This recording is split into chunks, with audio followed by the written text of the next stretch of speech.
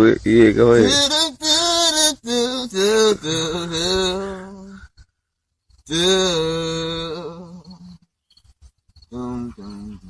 Had to change my answering machine. Now that I'm alone, cause right now it says that we can't come to the phone. And I know it makes no sense for you to walk out the door, but it's the only way I hear voice anymore. Tell him, Squid G.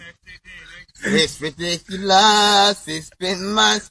For some reason I just can't get over us. But I'm stronger than oh, enough is enough. No more walking around with my head down.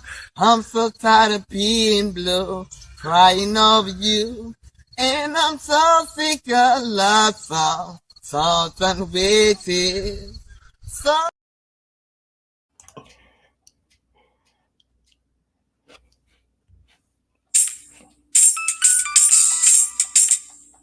Yo.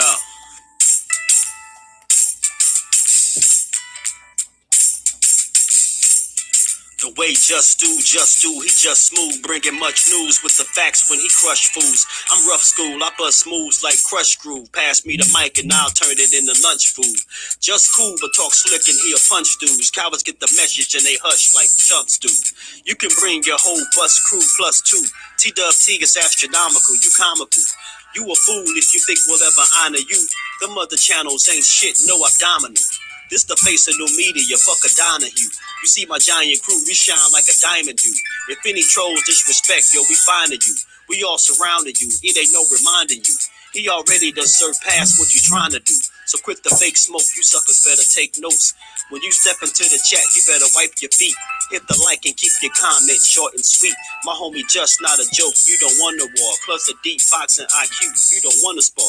He broadcasted from Jersey, so we straight. Put you deep in the dirt, that's why they call this the Garden State. You seem tough, but not a threat like a garden snake. We not scared of you, we chopping off a head or two. Mark your calendar, remember what we said to you. It's no option, it's just do boxing. Mark your calendar, remember what I'm telling you. It's no option, it's just do boxing. Word 'em up. T-Dub-T. We in the spot. LDBC strong.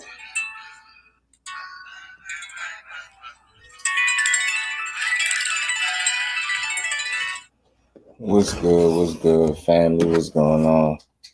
Back at it again, man. As promised, man. I told y'all I was coming back. We was coming to chop it up. I got to grind.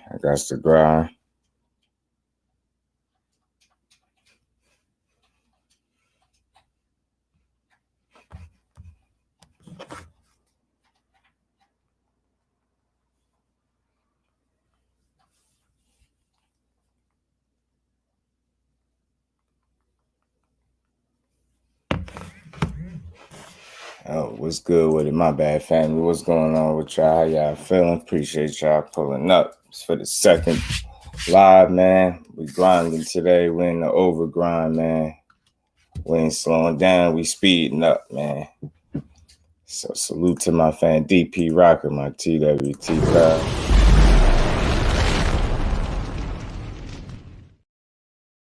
What's going on with you, DP? How you feeling, bro? Appreciate you pulling back up.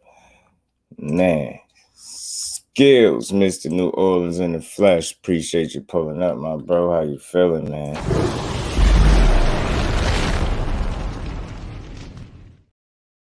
ESA, Crush the Legend, my bro. What's good with it,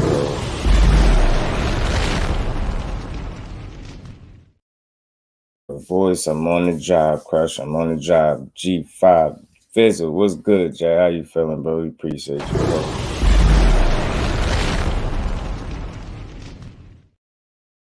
Good to see y'all. Josh, my bro. What's good with it, Josh?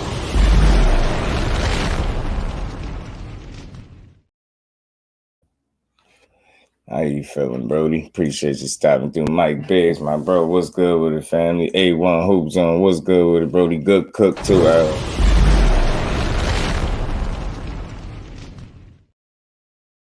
Oh, man, that's Yes, sir. Edgar Chavez, what's good with it, Brody? Appreciate you pulling up. Jersey in the building. Rob, what's good with it, fam? How you feeling? Hey, man, you already know, man. I got to, man. Pull up for that girl. I told you the reason that I take more interest in basketball. I really meant that. Like, I would pay more attention to basketball because you be cooking like that over there. So that should make me want to watch more basketball. You know what I'm saying? So salute to my bro A1, dope channel. If y'all ain't sub to A1, go sub to A1. If y'all ain't sub to Fizzle, sub to my bro G5 Fizzle. We back again, y'all. I appreciate all y'all. Y'all punch that like button for me, man. You know, happy V-Day to those who celebrating it. Appreciate y'all spending y'all time with your boy. Like I said, we was gonna come back with something else. And as promising, you know, I titled this Gems, man, and you know, y'all know how I do over here. Oftentimes, I find the gems, the hidden gems in these interviews. And like I said, until these dudes realize that it's a Just Do Boxing out here, that they could come up here and do a dope build with, we going to play these builds. We going to break them down. We going to get the gems out of them, and we going to keep it moving. But, you know, I like to highlight what's right with boxing. You know, I like to highlight the good in boxing. As easy as it is to jump on somebody's case when they not doing well, I think we should share that same energy when they actually talking the way they should talk. You know, salute to AB. You know what I mean? For always being an honest dude and just never quitting, man, with what he been through. And, you know, to be at the pinnacle of the sport and to be all the way at rock bottom and not quit, I think it speaks volumes about his character. And a lot of people don't, you know, speak enough about that, because it seems like people and this is at nobody in particular, it seems like people's support is centered around whether or not you win or fight.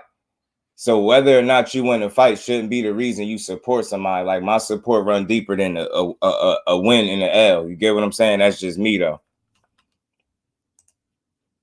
Skywalker Boxing, my bro, what's good with it?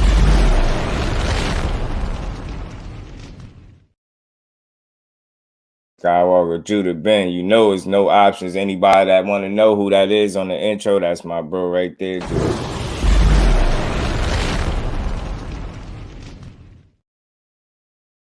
A ritual, I has to play that heat until I get the updated TWT joint.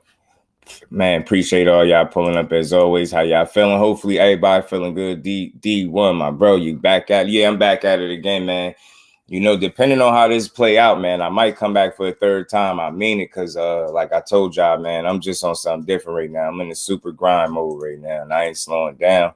I'm going to keep it going. So I appreciate all y'all even pulling up this second time. Again, appreciate everybody's time. I'm trying to make sure we have us a good build in here. You know what I'm saying? We're going to have us a good conversation, as we always do.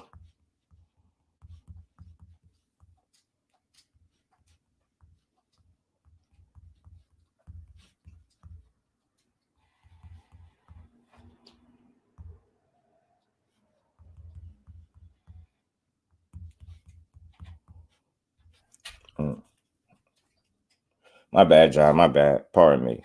Responded to a message. Sorry about that, y'all. Sorry about that. Pardon me, y'all. But yeah, I seen a couple different, like oftentimes I tell y'all, if y'all see something that deserves for me to give my just due on it, y'all know I do stuff differently than people. And although it's early, I ain't been at this for years and years, so people still catching on to how I do stuff, and it's all good. So, you know what I mean? As long as I keep putting on the work, people gonna get it.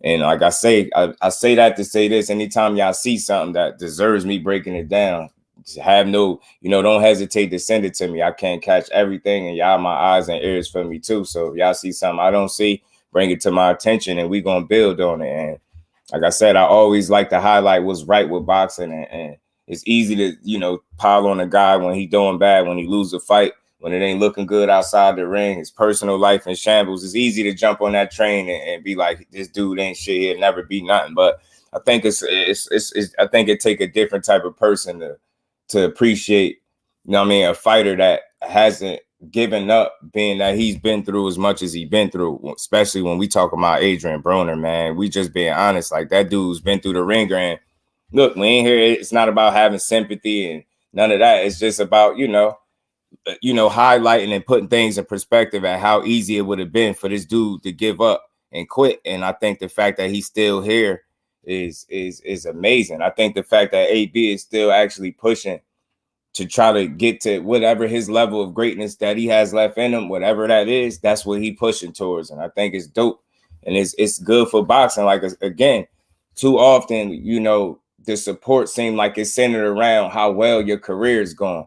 And when it get dark, you really see how many people don't like somebody. Now, I get it.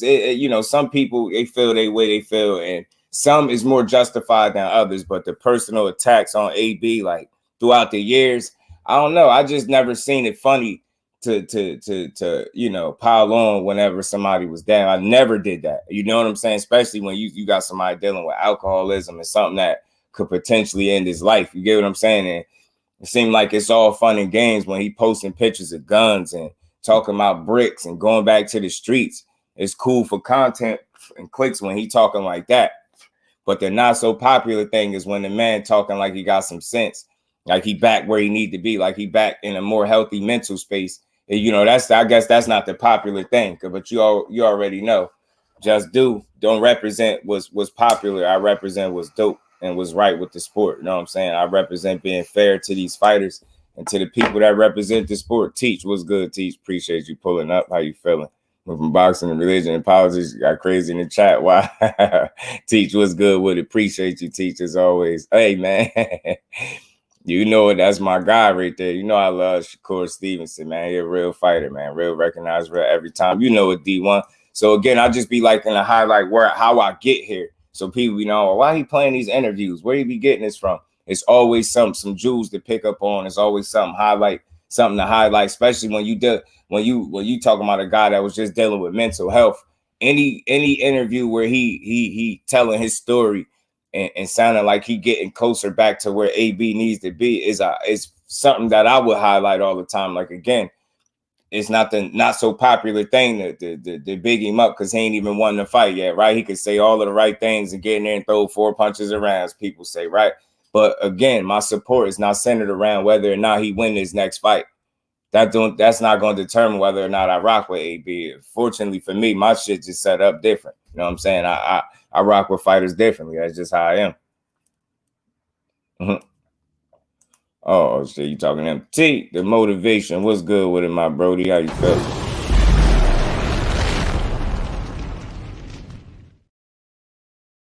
Appreciate every last one of y'all pulling back up for this cook. We going to get into it. ABC on the right space. I wish him the best. Pulling for AB Facts, D1. That's where I'm at with it. And he ain't even got to win. I'm just rooting for him to get back into the swing of things, to showcase his talent doing something that either he still love or once used to love. You get what I'm saying? Allow him to make a bag and, you know what I mean, feel good about himself. You get what I'm saying? Allow him an opportunity to get back on the winning side of things. You get what I'm saying? That's where I'm at. That's where I'm at with it. So I'm happy for AB. You get what I'm saying? Oh yeah, shit, man. Damn. Salute to Remy, man. Salute to Remy, man. D, man, my bro, what's good with it, fam? Appreciate you pulling back up. Appreciate everybody pulling back up for the second cook. I told y'all I'm in an overgrind. Don't expect me to slow down because I'm not.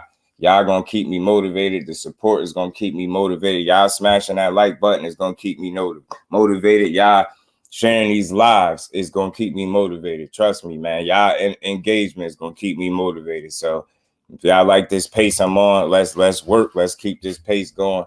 Let's just keep it going. I ain't got to slow down. I ain't got no reason to. You know what I'm saying? Happy Love Day, fellas. Eat unlimited monkeys. Ladies, that's sick all day.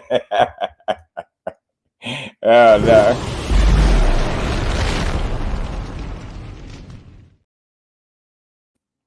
Y'all heard what Brody said, man. Y'all heard what Brody said. Man, that Super Bowl was whatever. It was man. What they be calling it, fizzle was good. Appreciate you as always, my bro. Slide through. Make sure I got everybody. But yeah, y'all, I like to highlight the things that are good with boxing, that's right with boxing, and every now and then, you know, there's some jewels to be dropped. You find jewels in some unfamiliar places. You know what I'm saying? And these bills are not always the most sexiest bills. You know what I'm saying? It's probably not something that all people care about to even break down. But me, like I said, I'm cut different. I break down things differently. I get, different, what I mean? I get jewels out of these interviews, even if a guy just talking about his life. Because, the end of the day, boxing is life, right? You know what I'm saying? So salute to AB, salute to DAZN for this one. You know what I mean? I will screen share, but I don't want no copyright just to avoid that. I'm going to just play the audio, so y'all bear with me, man. We're going to get through this, man. We got some few bills. I think I'm going to be here for a little while, so we're only 15 minutes into it, man. We're going to get going, man. So salute to the fam. Y'all punch that like button, man. And again, this is AB. We talking to Edgar Berlanga, DAZN, and we're going to get into it.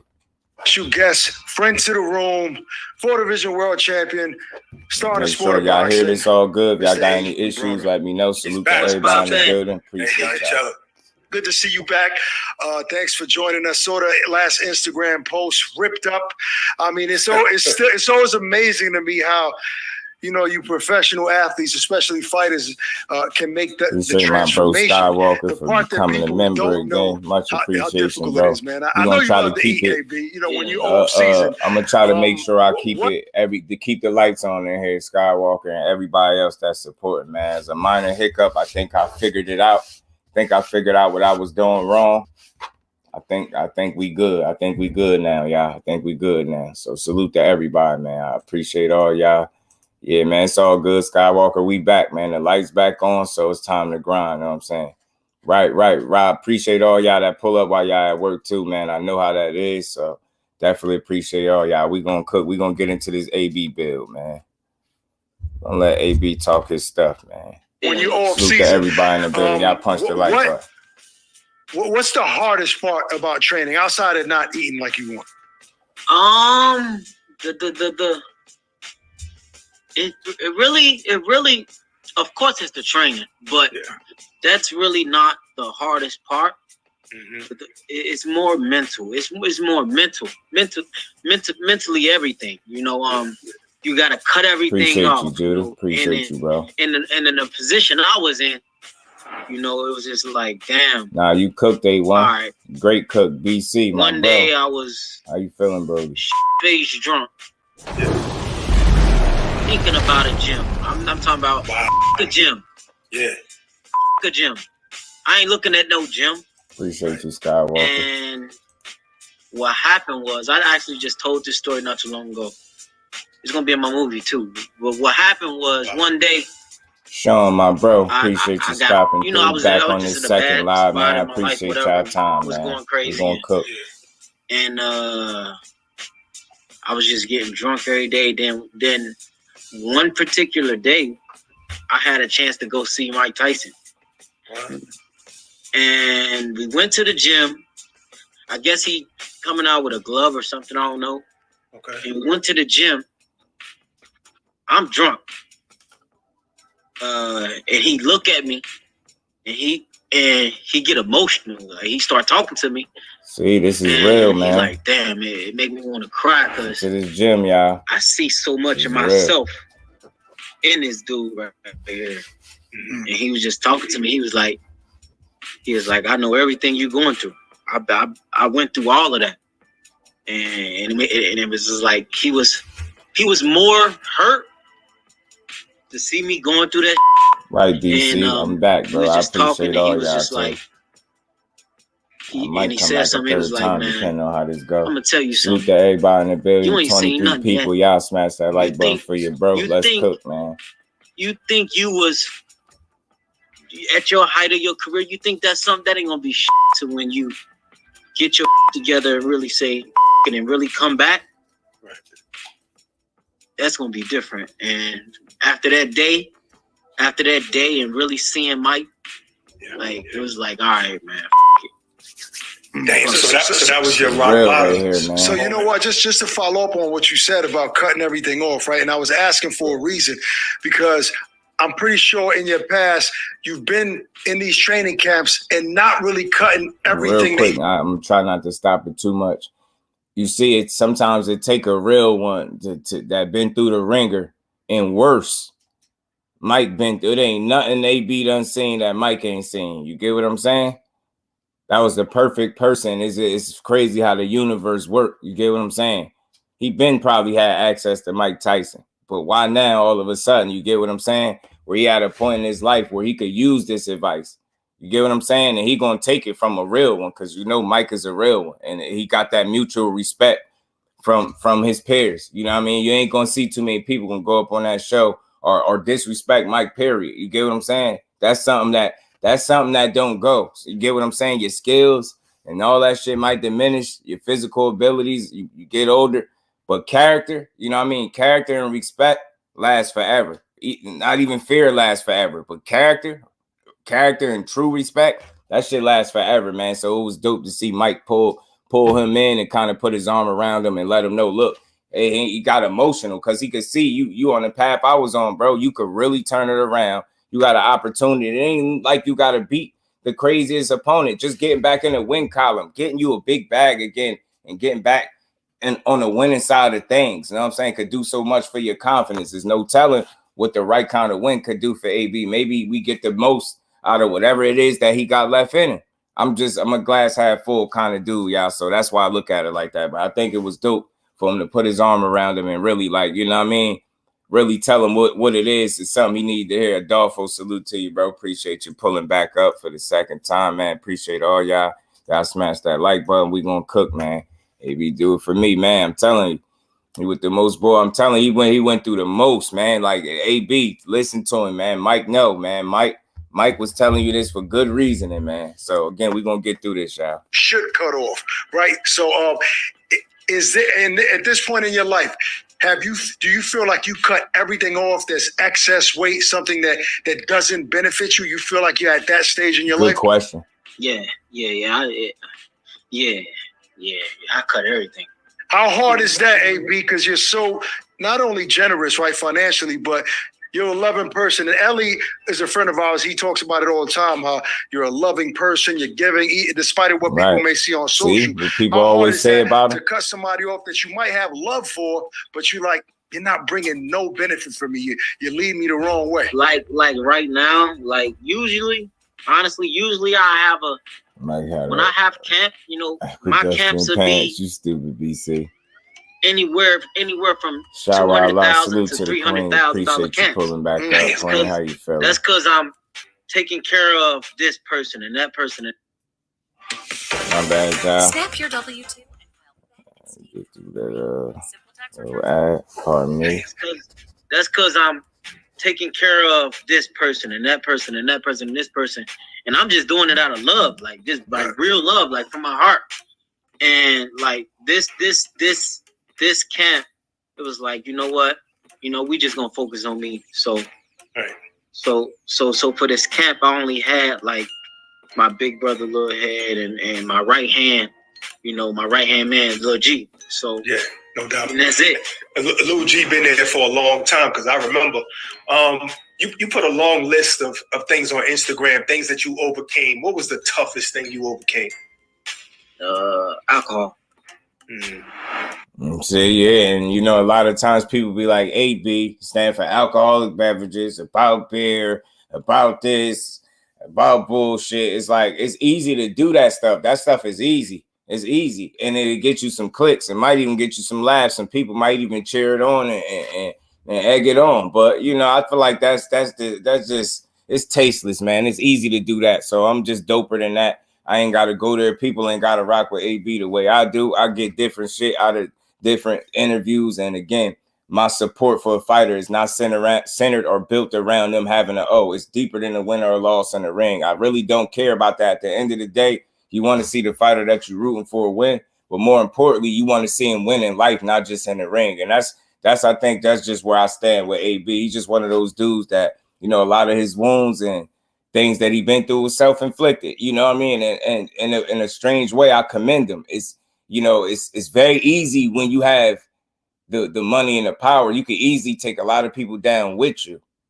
And it's safe to say that he didn't take people down with him. A lot of his stuff that he, like I said, self-inflicted, like, don't make it any better, but I think it's more commendable when you could have easily led other people astray. You could have took several people down with you. You get what I'm saying? At the end of the day, you mainly hurt yourself. But at the end of the day, you still have an opportunity to kind of get some redemption. That's why I titled it this way, because I know that's what this man out for. He out to prove people wrong, get a bag. I mean, even if you don't love the sport the same way, you gotta love it enough to want to get in there and compete and try to get that bag. You get what I'm saying? I'm pretty sure with the people that you got around you now, with that circle being extremely small, I guarantee you they're pushing you and they want to see you compete for more than just money. They want you to get that bag, but they want to see you win, not just in the ring, but in life.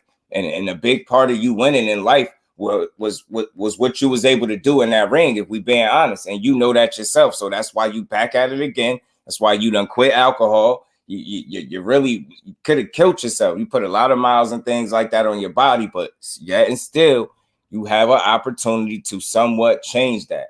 You can become better because of this. Like, that's just where I'm at with it. I root for what's right in boxing. I'm not the dude that's sitting up trying to tear the fighter down. Look, I get the jokes because a lot of the stuff was deserving, but I'm just at a point where I'm past that. I really root for AB, not just in the square circle, but outside of the sport. And whenever he could come and just be this honest like that, I think it's dope, man. It's a hard thing to do. I mean, just to overcome what he's been through and really actually still be sitting up here trying to position himself to be able to get a bag is just dope. You know what I'm saying? Like, man, you just know this dude been through some hell, man, at the end of the day, man. And it's crazy to see that he right back here where he could potentially change all that. Ashley's corner, salute to the queen. What's going on, cuzzo? How you feeling?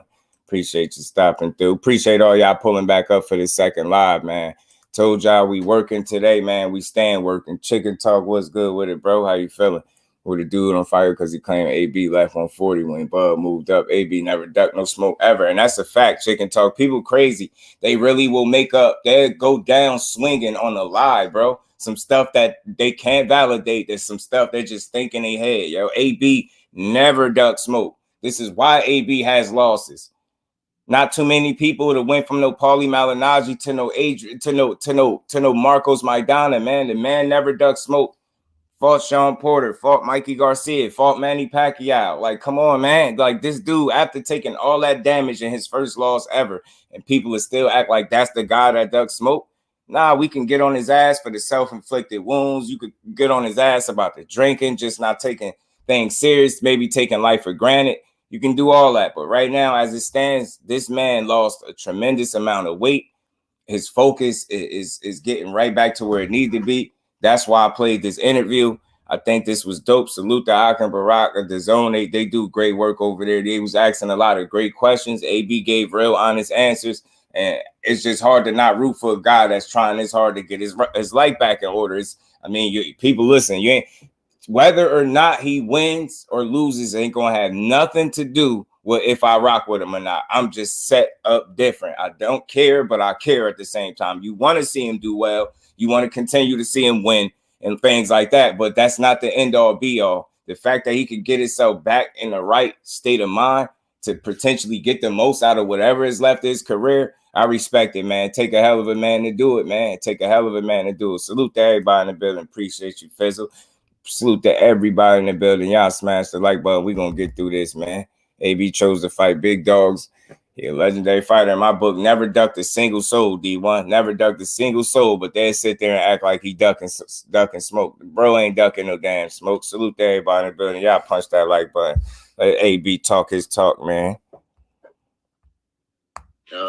Alcohol. You know, that's overcoming alcohol. That's really one of my that was really one of my biggest vices. You know, I never did a drug a day in my life. Right. You know, I think alcohol is harder because it's so acceptable. It's just so acceptable. It's an acceptable drug, you know? You know, as a fighter, performance collecting oneself is we don't know how to just do a little bit. Right.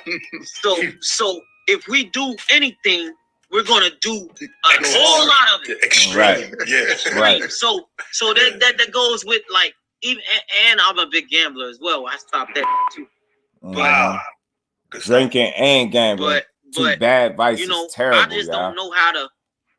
You know, it's just in our nature. You know, as fighters, we 10 years ago. I'm sorry. 10 years ago, I saw you training in the gym. You was at the Judah Brothers gym when they had a gym in Brooklyn, and I've only seen probably Floyd train that hard. I seen you hit the bag for 45 minutes straight after shooting 13 jumpers in a row. But I want to know now, and back then talk about work ethic, man. Even though I know training is hard, don't get me wrong. But now with this new motivation that you have, and when you cut all of these demons, is it easier to get up in the morning to train? You should be forced to fight either one of them, Davis, Adolfo. A problem for me. That never. See, that's the thing with me. So, like, that never been a problem for me. Right, It's just facts, Queen. If I'm on something, I'm on something. Right. If I'm off of it, I'm off of it. And that's just I ain't no in between. Ain't no none of that.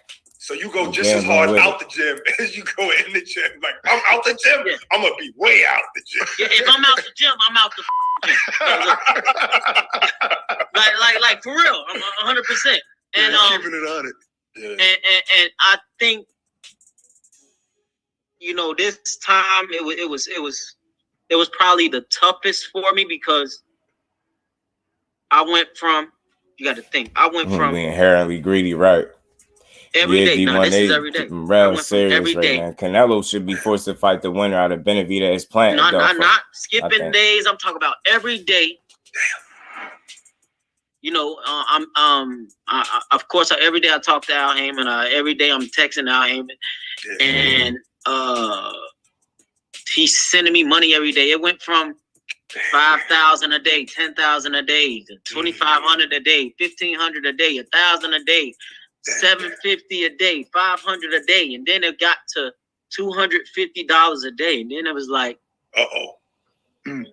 Then it was like, hey. Now, I ain't took no check from this. All facts, bro. Now he'd tell me, okay, this what you making, da da da. I ain't took no check in the last six fights. I know I got money. So you're saying that this is money now. He's not loaning you. This is money. It's your money. This is my money. Right. He's helping you not spend it all. Is that what it is? This is my money. So appreciate them blocking out the curses. I'm like, too. I know I got money, in the building, man. We gonna cook. We gonna get through these bills, man. Y'all punch that like that. It just be one of them days, and me and Al relationship is different than these other fighters, man. Like, so when I talk to him how I talk to you. Like, look, hey, if you hear me, no, I'm serious. If you hear me talk to Al, like, this is the way we communicate. It's a good fight. Benavidez first. I mean, that's just me. Facts, Queen. Or the winner out of them two. And assuming if it's Benavidez, he definitely should fight him. No more ducking. Al will call me any day. He'll call right now. So all right. So you guys still talk, even since you did a deal with BLK Prime. You and Al still stay in communication. Man, listen, bro. Me and our relationship is totally different. So despite what people may think, your relationship is still solid with him. But how much money does Al still owe you? I'm just curious. Throw a number out there from all of the fights and everything that you've, earned. Man. I don't know. No, but let him throw it. I told that. I said, that money. I'll go make my own money. So now we got to do. Do you mean that though? I mean, like, if there's no money owed, don't you feel if it's owed to you, you should get it? Salute to Al Heyman. Salute to AB. Salute to BLK Prime, bro. Salute to boxing. I don't got no opinion on that. For me and change my life, So I don't care. I don't care about that because I'm a hustler, bro. Right. If I could listen, I've never been a type that'll just sit around and be broke. I know how to go make some money. Right. I ain't gonna lie. What I get out of that is he really don't owe you the money because you would have had a number, you would have been able to say it. I just think it was some truth in the way you said it. I think he was trying to save you from yourself. And I think that's truly a dude that care about you. That's just my spill on it. And you could have told him, hey, you just gonna go get your own money. But hey, I would want to see you do it. Bet, chicken tall hit me. For sure. So I try not to have an opinion on that, the personal side of it. But at the end of the day, I think Al Heyman has done wonders for him. He said it for so many years in a row. And I don't even think he's going so crazy now. He AB, man. I don't know how to explain that. I won't try to justify it. Like, you can make it out what you want. But That wasn't one of the gyms that I was taught. That's not considered a gym. That's that other stuff. You know what I'm saying? You know what I'm saying? In a different interview. Oh, when Adrian Broner PVC makes you fight. Yeah, right. I remember that. So I remember that. And that's just, they make you earn that money. Appreciate you, bro. You can hit me for sure. Still room for AB. Facts. At this part of his career, like, and he just saying what he's saying, but I'm never gonna look at Al Heyman like he bad for boxing. It's not a comment that somebody can make or a live that somebody can have. It just ain't gonna work. I know he's been responsible for changing a lot of people's lives, and with any situation where you're dealing with so many people, every situation is not gonna be perfect. You know what I mean? In fact, none of the situations probably would be perfect, but you will still have done a lot of good for a lot of different fighters at the end of the day. Everybody's like, damn, how did he retire like that? I know he still got no, I was making millions off the NBA, but that's another conversation. But I'm just saying, I'm a hustler, bro. You feel me? Right, AB, and we just want to see you go get it, man. Al Heyman gonna keep being great for boxing like he been. AB, you just go be great on BLK Prime. That's all. The right way. You know what I'm saying? For sure. But 100%. But like right now is like, man, Josh, almost. I'm glad he changed it. I had to really like see, because no disrespect. See, the difference between me and them, and this is no disrespect, they do great work. They've been doing that a lot longer than I've been doing having my channel, right? So I don't do interviews though. I feel like I do bills. It's different. I like to have conversations with people, and it just so happened they have an audience in front of them when we talking, right? But I don't know, man. I wouldn't have asked that question. I wouldn't have asked him how much money he owed you, because I wouldn't have cared about that. I would have let it segue into something else. I wouldn't have dug. They ain't dig deep, but knowing AB, he was gonna give some type of answer. He wasn't gonna completely duck it. So me personally, see, that's the juicy little headliners that people be kind of looking for him to kind of go left on Al Heyman. I wouldn't have been asking a question that would lead to that unless he just did that on his own. That's just me personally. They ain't do nothing wrong. They did what they supposed to do. But me personally, a personal choice, I wouldn't have asked the question as to how much money you owe him. I wouldn't care about that, because that's that. We focusing on right now. BLK Prime, you look like you got a situation that's about to work for you right now. Let's focus on that. You know what I'm saying? Because then when you start focusing on other stuff, you open up a can of worms, and then the interview or the message, you know what I mean? It could take things left, and you don't really want that. So I ain't gonna ask questions where he got to dig or out somebody or make somebody look some type of way. I'm just not gonna do it. Like I would have just left that one off the table. That's me personally. Again, they didn't do nothing wrong. They did an excellent job. They're doing their jobs. That's all they're supposed to do. But I would have left it out of it. You know what I'm saying?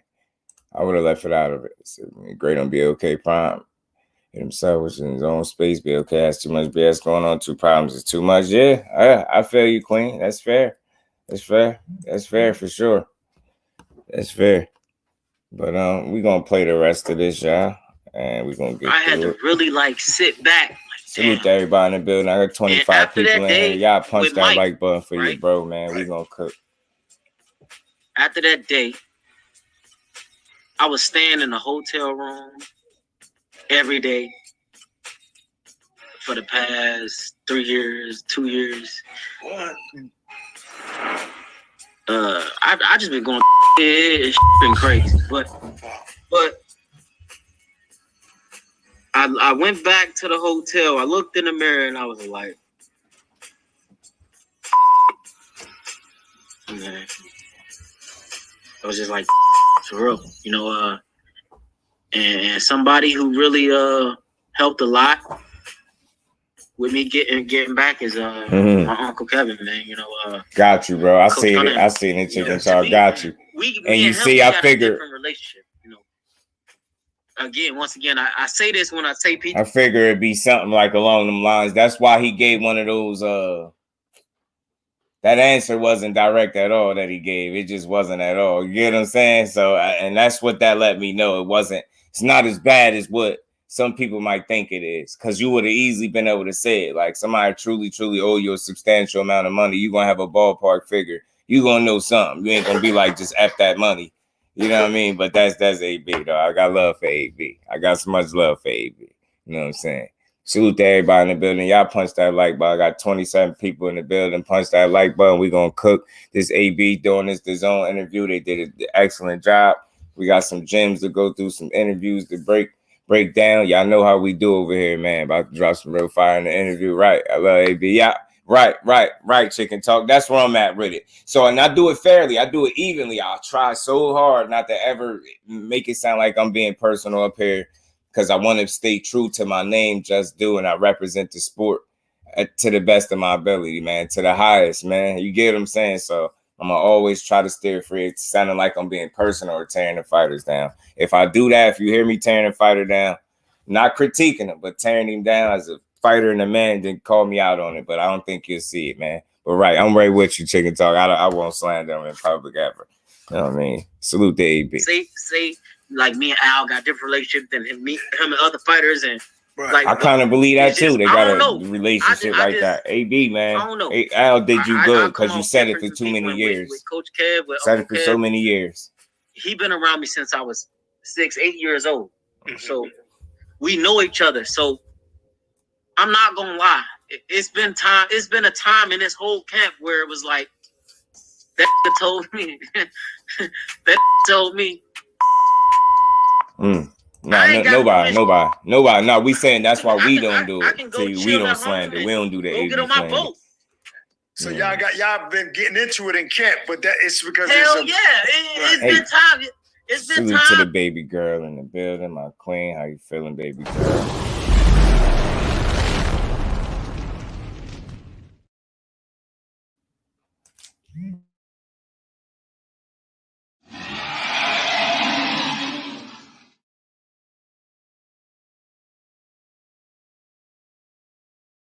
Right. I see that too. Salute to AB, man. That's why I rock with him, man. I'm glad he ain't, this interview ain't have to go left about Al Heyman, because I know, like he said it for so many years, this dude, I never did though. Not even at this point. I always felt like that about AB, yo. I never slammed. That's my guy. I really rock with him. I was glad I got to see him at the Barclays do his thing. That was a historic night. I took his belt and his girl. I will never forget that. That was classic stuff right there. That was classic AB, man. Classic AB, y'all. Classic AB. My bad, y'all. Let me get rid of this ad. Get rid of this. Man, AB, that guy though, man. It's always gonna be a dude that I root for me. It's always easy to root for him, man. Salute to my baby girl, man. Nah, Josh, we all on the same page with that. We love it, AB. You know what I mean? Salute to the queen. Appreciate you as always. I got you, T. I got you, Brody, bro. Oh, hold on. We're going to get to it. Probably, it went like a week. Because I'm not going to lie. I cut off, and then I relapsed. And then it was like, all right, cut it back off. Then it went from me drinking every day to me only drinking on the weekends. Mm-hmm. And then when he come pick me up, it'd be like Monday, right? So I know I gotta run 5 miles on Monday. But on Monday, I can't get up and run because I face from Sunday. Right.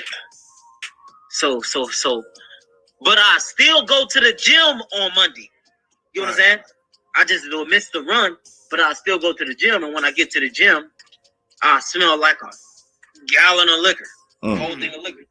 So on the way home, even though I train hard, it'd be like, "Hey man, you gonna have to quit that on the weekend, bro. You got to stop missing these runs on Monday. Right. You got to cut off. Listen, and this happened during this camp. Yeah, 26 people. Y'all punched it like button for you, bro. And then like with him, he'll take the long way home. So you gonna get this work. So he just talking to me, and it's just me and him in the car. So he just talking to me like, man, you smell like a whole thing of liquor right now, man. You got to quit that shit. Right. But I just went in the gym and trained harder than anybody in the gym. He even hung over. Hell yeah. So he like, but you can't be missing these runs. You will be so far ahead Right. If you just say it, bro. He say, and then one day it really locked in with me. He say, look, bro. This how he talks. Look, bro. You done did enough partying for everybody out this year. Right. Get right, AB. That's for sure. You done did enough partying, bro. Yeah. Come on. See what's good with it, bro.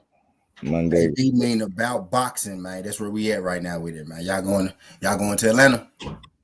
Where? Atlanta when? For AB. AB. Oh, this fight. Yeah. Man, you gonna be out there. Right, man. Right. I'm more than likely gonna hit the Prudential Center. I'm trying to make sure I lock that in for the 8th. I saw him in the 8th. Yeah. And birthday month. You know, you got a chance to see him out there too, man. Man. Yeah, we all I know you rock with you been another one that rock with AB like I do, man. I don't know. It is. I ain't gotta feel sorry for him or nothing. I just rock with him. I root for him because it's easy. He just remind me of somebody that, you know, he did a lot of good and, you know, self-inflicted wounds got him where he at, but he right back. People don't understand back at it.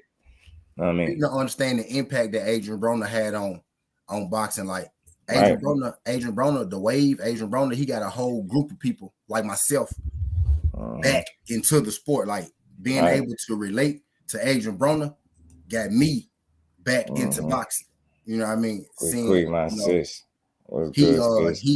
Adrian Broner is a cultural figure. You know what I mean? Drop the flame for sis. Yes. What's going on, sis? Yeah, man. We're AB mean about boxing right now. A1. Right. AB stands for about boxing. And he look in shape right now. I seen him working out with Cunningham. Right. That boy look in shape, man. Right. And that's what's important. Him being in the best shape possible, because it's gonna be that's where you need to be, man. Cunningham is known for being able to get a good result out of AB. He able to pull it out of AB because he don't play with him. And he it's a real respect that he got for Cunningham. You know, Cunningham and get you up out of there, you ain't listening to him. He won't even deal with you. He wanted him. So that's AB. The fact that he got a mutual respect for that man is perfect because he gonna listen to him and he really gonna push AB as hard as he could.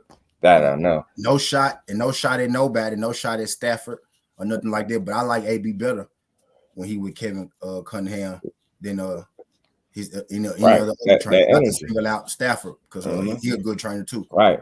I'm with you. He just a little more stern for AB, and that's what AB need. AB needs you to be on his ass. Stafford seemed a little more easygoing, but he's still a hell of a damn trainer. You know what I'm saying?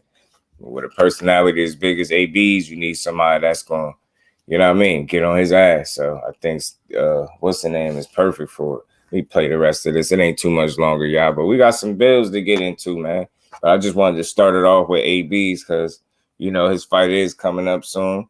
It is this month. I expect him to do his thing, man. The young boy he fight got an opportunity of a lifetime. It's just good for boxing when you see. I'm in a different space. I look at this stuff different. I'm trying to really do a lot of focusing on the good in boxing and situations like whether win, lose, or draw, this young man gonna have an opportunity that he never would have gotten had it not been for these situations not working out with these other fighters. It's always a blessing. It's like a blessing in disguise for him. You know what I'm saying? The next man up kind of deal. AB went through, you know what I mean? Ivan Redcash from Hank Lundy down to Michael Williams Jr. So it is what it is. And I'm glad that they both get opportunities. Win, lose, or draw, I support both of those fighters because they was ready to throw Michael Williams away too after he lost to Bowser. So I root for him because it's just how quick people would turn on you the first time. All he had to do was lose one time and look bad once. And people like, he ain't this, he ain't that. That was waiting for him to lose. Man, Like y'all know what I feel like. This is just me, right? I feel like, you know, and Floyd kind of made it worse, right? Like because they waited for Floyd to lose and he never lost. It's like they just wait for us to lose so they could say, hey, look at him, he lost. Right, he lost. I mean, that's what I feel. And the reason Floyd is who he is because, you know, he never gave them this satisfaction, but they want all of us to lose. And Floyd got through there. You better believe they won't finna let nobody else make it through there. Man, I'm telling you, I feel like that too. I promise you, I ain't disagreeing. I used to say the same thing. So anybody got to know, young fighters out there, You got a certain, you know what I mean, percentage of these people that's not rooting for you, that's waiting for you to lose. Take advantage of every opportunity that you got in front of you. And I know the young boy gonna do his best. You know what I'm saying? He's an uphill battle. You can say what you want about AB, but he a vet in there. That dude's still a pup. You know what I'm saying? So win, lose, or draw, I still rock with him, man, for being, you know, brave enough to take this shot, man. He need an opportunity where more people could see him fight in front of a different audience. Maybe he go out of there gaining more fans, win, lose, or draw. That's just what it's about right there. So see AB get a chance to get himself back into the ring doing something he love and make a bag or something he once used to love. You know what I'm saying? Either way, it's a win for them as fighters. So we're going to see where it take them. I'm going to play the rest of this, man. Salute to AB. Yeah. Come on, man. Lock in for 12 months. Right. Change your whole life. And you made that decision already to lock in for 12 months. People, y'all all punch that let me like ask button. you something, AB. Like, you've always been outspoken, like you speak your mind, express yourself. Is there anything, looking back, that you regret saying in the public eye? Hell no. Not one thing. No. No. No. What's the best advice you've ever been given from anybody? Whether it was Mike, Al, just throughout your whole process. You had like so many ebbs and flows and successes. What would you say is the best advice you've ever been given? Me too, D1. Me too, Brody. I love the story, y'all. Something my mama said. Getting it out the mud. You know, because my mom, she like one of the closest people to me, and like she one of the smartest people I ever knew, and she's like she ain't holding back nothing when it come to me. She gonna let me know the truth, even though she know her son, she know me. I'm 100% hurt, but she like, even though I know you gonna go out here and do what the you want, you know, she still tell me the truth, whether I like it or not. And one day she said, she was like, you know, you ain't never gonna see change unless you change. Right. Amen. Right. And I'm like, at first, you know, I'm like, mama just talking, but I'm like, damn. Right. I really gotta change. And then once I really change and start doing different, she starts seeing it, because she'll call. She do a little slick. She real smart. College dreams list. All that. Stand on your square, AB. Get back very to intelligent it, person, and she'll do things and call. Right. Certain times, because she know me. She'll call at certain times, see if I'm drunk. Yeah. I can't hide nothing from my mama. Right. She can feel it. Like, I know he out there drinking. Let me give him a call right now. You can smell it. She'll call. I'll talk to her. All right. I just wanted to make sure you're safe. I love you. Be safe. Boom. She get off the phone, and I'm drunk. I'm like, you can't hide. I don't hide nothing from my mama. Yeah. So then, once I made the turnaround, and she started calling, because usually when she called, I try to get off the phone as quick as possible, but she leave me on that phone. But I be trying to get off the phone because I know she know. Right. But now it's been like, when she called, we talk for a long time, and she know, like, damn, my son is really done with that drinking. He ain't drinking. He's sober in a good state of mind. I see the results. I see his body change. Right. Get back to it, AB. She in a good space. Win, lose, or draw, get back to it, man. Get back to living life. That's a blessing, because at the end of the day, you can't change for the fans. You can't change for the money. You can't change to pay your bills. You got to change for you. Right. You know, and that AB is what the real fans are waiting for. Right. But now you have to show those casual fans, because you're one of the very few fighters that have the casual fans. You got some casual, you know what I mean? Too, but you got have real this fans opportunity too. Against Michael AB Williams got some real Jr. People now, what does it mean to you, or does it say anything to you that he's being trained? Also, not just by us on this panel, us in the chat, y'all in the chat. Man. We real people that root for this dude, yo. It mean a lot to me, man. You know, I get to perform in front of one of the best fighters ever. Yeah. You know, again, you know, Roy Jones been around me, a long time when I was with HBO. And, let's go, AB. We rooting for you. You know, he know what the going on. And was he somebody who tried to give you a good word here and there, or give you some advice? When I used to talk to Roy, he used to talk to me a lot, but I don't think at that time I wasn't as wild as I got. Got you. If you understand what I'm saying. Yeah, I got you. I got you. Yeah. You were still conquering divisions, Speaking of HBO, since I know you just mentioned you and Al still talk, relationship is still strong, but a network like Showtime and Steven Espinoza were also in your corner for a long period of time, but then things started to change. Have you spoken to Steven Espinoza? Nothing changed. Well, I mean, you was vocal sometimes, or just frustrated, to say the least. Like you just wanted to fight, you weren't being active. Have you spoke to Steven Espinoza since the BLK deal? I would have to say I haven't, but I know if. Has he reached out? Not really, but at the end of the day, if Steven Espinoza was to see me, it'd be all love, bro. Right. I ain't got nothing bad to say about Steven. Right. That's my good. Don't take that bait. So you're comfortable so far with the treatment by BLK, not just by the money that he's gonna give you, but everything else? What I can say about BLK Prime, man, he's a stand-up guy. Yeah. And okay. It ain't no loops or it ain't. Yeah, them two of my guys that I root for. Everything he told me he was gonna do. This almost done, y'all. I just wanted to let AB speak. Now it's just time for me to perform. So. I'm saying, he just sound like he right back where he need to be mentally. That's what's important, man. As far as if your mental ain't right, you can be in the best shape all you want. If you mentally ain't right, you ain't right. Will be one of the calm biggest, AB, the cool, calm and collective AB, the AB that's taking some accountability. Don't sound like you really blaming mentally people. With the this is the AB that I can root for. I think a lot more people very good too. Fight. And then it got changed to Hank Lundy, and we were like, and now it's Michael Williams Jr. He's a young guy, only got one loss. How have you been mentally through all of that? Man, I've been training so hard. I don't care who on the other side of the ring. Honestly, it's just like, man, like I know different opponents but I've been boxing so long, man.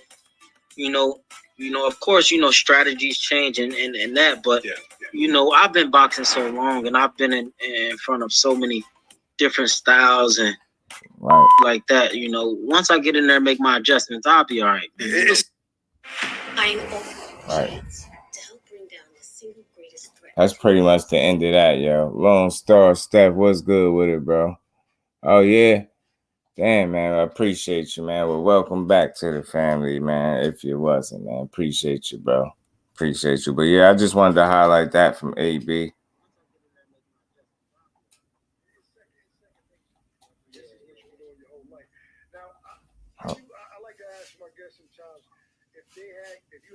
Control of your next three opponents, and this is after Williams, assuming that you get this victory. What's your hit list look like? Your next three opponents moving forward in 2023, 2024. I ain't gonna lie to you. I'm really not worried about that.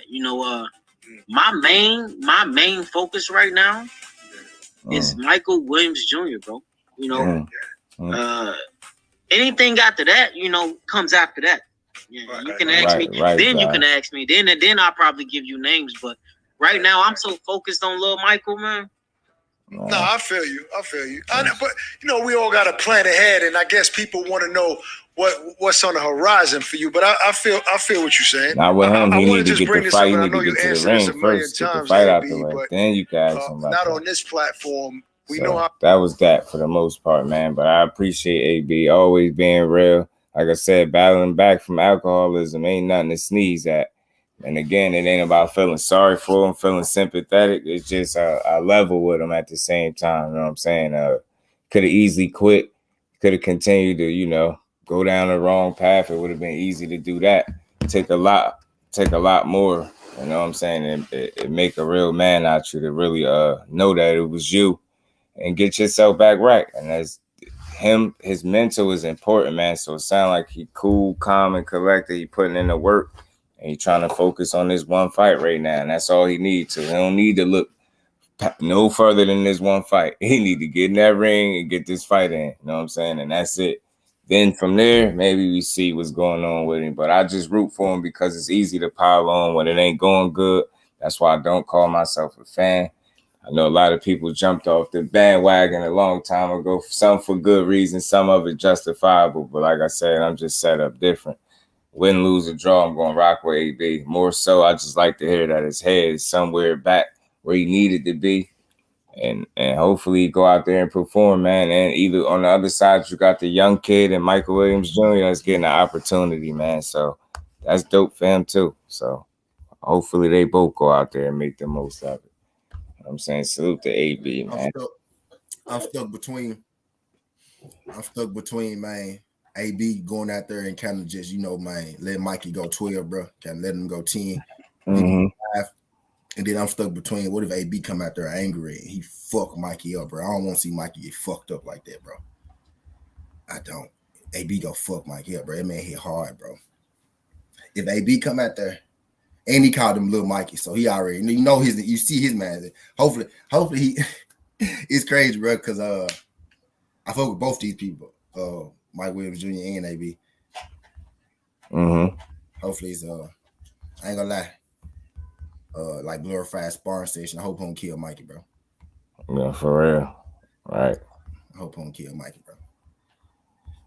But yeah, it should be good. This is his third opponent. I wish he would have fought Alvin Redak. See him, he was gonna hurt that boy. He was gonna hurt Redak for sure.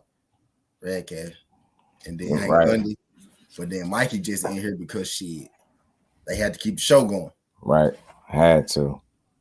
You know what I mean? They had to keep the show going. So man, I hope this shit don't end bad. I hope it don't end too bad. Yeah, man, I'm expecting a young boy. He's going to go out there and try to fight. I know he is, man. He's saying it. He ready. So let's see how ready he is, man. Like, again, it's good he getting an opportunity. He knew he wouldn't have got it had it not been for these back-to-back opponent switches and falling out for whatever reason. So here he is, and here we is, February 25th. AB got him a fight. Michael Williams Jr. Let's see who won it more. Let's see what AB got. Pay-per-view. Mm-hmm. Like it's big. Monumental. If he beat Adrian, if Michael Williams Jr. beat Adrian, right, that's gonna put him in history. Whether we can deal with how you want to deal with it, that's gonna put him in history. If he beat AB, they're gonna have to give him some opportunities after that. Even if he show a good account of himself, you know what I'm saying, I could see opportunities coming his way. You know what I'm saying? I could see it. I really want AB to keep on pushing. I pray he find the strength to stand on his own. I hate to see him keep preaching out to folks who don't want him no more. Right, Queen. Yeah, I'm with you. Fizzle, what's good with it, Fire? Fizzle. All right, you feeling, man? Let me hop up here. I ain't get no live, no nothing. What's good, party people? Undercard and boxing. What's good, bro? Oh, you know, man. I saw AB. I had to come in. Right. Yeah. Man, you know I had to give it. I knew you were come in, Tiz. What's good, salute everybody in the chat. Y'all enjoy y'all day with y'all people, y'all significant others, man. Right. Enjoy y'all on that Valentine's Day. You know what I'm saying? Be when you treat your significant other, man. Every day should be something similar or when you can, you feel me? But I heard you up here cooking though, Mike. Yeah, man. Happy Love Day, everybody get some head. Yeah, man. Showing some love to giving undercard. Just spinning the block a little bit. I told y'all, man, the light's back on, so I got to go. I got to keep the pace up, man. I like what I'm seeing right now, so I gotta keep going. Man, and salute to AB, man. He's gonna get in there. He's gonna handle business, man. Michael Williams Jr. gonna handle business. He's gonna make the most out of his opportunity. That's where I'm at with it, man. Salute to him. But somebody else I wanted to highlight too, man, doing their thing, and I don't know. Some of us have spoken on it, but not enough people are giving it enough credit, man. I think Bread Man is listen, I ain't saying he got it for sure winning, none of that, but I think that he could potentially really be a difference maker, man. I don't know, man. I just keep the more we talk about this, the more it seems like people is counting him out. Like I'm like, damn, like y'all ain't got no faith in Caleb Plant. Like, is he not a good boxer? A damn good boxer. He ain't no average, ain't no above average. Yo, he a damn good fighter, man. So again, man, I just hear a lot of one-way traffic. I know I'm just due, so I've said it on both ends for both of these guys, but I just keep hearing knock out this, knock out that. Man, what about setting that knockout up? Man, I ain't hearing enough of that, though. I'm just hearing walk him down and knock him out. His gas tank. He's gonna get tired. Did he get tired his last fight, y'all? I'm trying to figure something out. I didn't see what happened to you was only as good as your last. I didn't see him get gassed in that fight. Didn't it go about 9-10 rounds? I mean, I've seen him get tired before that time, so I don't know. I don't think he fought a no wild. Everything for Caleb Plant. That's been one of my selling points when they bring Videz and Plant. I'm like, bro. As soon as I found out he went with Bread Man, I've been constantly breaking it down. Like, y'all, Bread Man cannot protect his fighter's chin. But one thing we can say is Bread Man fighters are always in damn great shape. Always in great shape. J-Rock them, he can't protect their chin, but he can make sure that they in the best possible shape. Right. You know what I'm saying? And when it comes to just mano coach to coach, you look at Benavidez coach and you look at Bread Man. I'm gonna pick Bread Man every time. No disrespect. It's just levels to it. You know what I'm saying? And I'm looking at me and Dude, we talked about it. Like, look at what they worked on in camp before the Darrell fight, and what did they do? They did exactly what they did in camp in the fight. Literally, it's verbatim, the same shit they worked on. That's exactly what they did. So it's like, that's the first count, but people need to put more emphasis on. That's the count. One, right. Was the second, third, fourth, fifth? That was the first. He's able to intake the directions and instructions in count one, bro. They got trouble. He's only going to keep better with that. Right. You know, I know my brother Judah being, think Benavidez gonna knock him out. I just question, like, I just asked, who has Benavidez showed us he a monster against? What level of competition? That ain't his fault, but I'm just saying, even with who he done fought, when have we just seen this monster that's just blowing folks out? I mean, no disrespect, I'm just keeping it a buck. Like Kyron Davis, he hit Kyron Davis with everything in the kitchen sink and still couldn't get him out. He didn't knock him out. That was a TKO. Let's keep it a buck. Yeah, they stopped that one. You know, that's why I'm like, people, Caleb Plant gas tank don't come from him being out of shape. Look at Caleb Plant. That man is in shape year round. Caleb Plant gas tank came from him using too much movement. Bread Man cut that shit out in one fight. People don't know what they looking at, don't know what they're looking for. You know what I mean? Caleb Plant never been out of shape. He got stamina issue. People say that, but that's a broad statement. What stamina do you have? He don't got one because he fat and get tired. He strictly because that boy be bricked the fuck up. Actually, he be bricked the fuck up. He got one because he moved too much, and that zaps your stamina. You can be in shape, but if you constantly moving, your stamina is constantly going down. Bread Man tweak that. The boy finna fuck Benavidez up. Y'all saw how I got real technical, and I went right back to myself. He finna fuck that boy up. He brought it home. Y'all know he said something that was cute. Bread Man in that interview, I think it was OTB interview to be exact. Remember when they asked him about Caleb Plant? He's like, Caleb Plant and J-Rock are similar. You know, J-Rock was good at fighting on the inside and mid-range, and I'm just going to not change Caleb Plant. The only thing I'm going to do is add wrinkles to where he can defend against when people want to bring certain aspects of the game to the fight. And I'm like, and what you said, T, that's something I'm spoken on too. Unnecessary movement, because Canelo and his team are excellent at mind games. They psych out people before they get in the ring, thinking that his power is so grand that if he touch you one time, he gonna knock you out. You know, Jacobs fell into the trap. Multiple people fell into the trap thinking, oh, when Canelo hit me, I'm gonna get knocked out. Then they realize they can take the power. By then, half the fight is gone. You already know what you're up against with them anyway. So Caleb Plant was moving because he kind of fell into it. Nobody really want to fight David. Rather than just sticking to the game plan. What? And just keep boxing his socks off. All the unnecessary movement. I can name 3 people who want to fight Dave right now: Plant, Boo Boo, and David Morrell. Yeah, I feel like I agree, and that's why I feel like we here now. I think and when I say that, I think Team Benavidez, not so much David, is his pops making it seem like Caleb ain't want to fight him.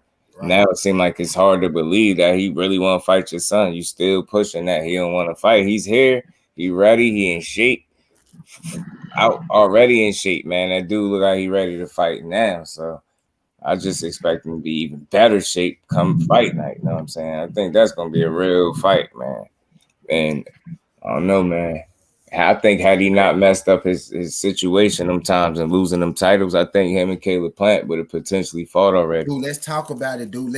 What you just said. Your statement real is talk. I do. If he hadn't lost the title, they would have fought already. Did he do that shit on purpose? Right. Wait to another one. He's like, did you do that? You and Caleb Plant had a verbal agreement. Y'all was fighting next, and you blew it. The fight before. He checked out. I seen him before. Right. Really I got you. I feel you.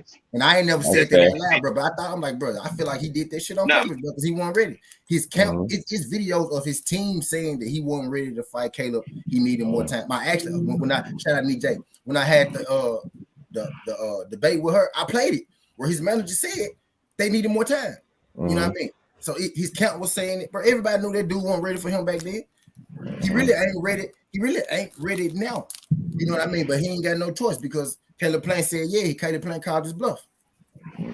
That's why this gonna be a damn good fight, y'all. I said with some people, say the real obvious guy that was maneuvering around him and could have fought him was Canelo. I think that, and this is only for the people that was pushing that Caleb Plant ducked him and didn't want to fight him. I think that was nonsense, complete nonsense. I think once Caleb Plant seen that he messed the situation up twice, he was like, what the hell am I fighting this dude for? You said it, dude. You said it. You said it multiple times, not just today, but you said it already. They really thought people was afraid of them. And then, I think so. And then Plant took the fight. Right. I like, look, you can have the Mexican monster and I like him. And this ain't no shot at him. I'm just spelling that Caleb Plant was ducking him notion. That's nonsense.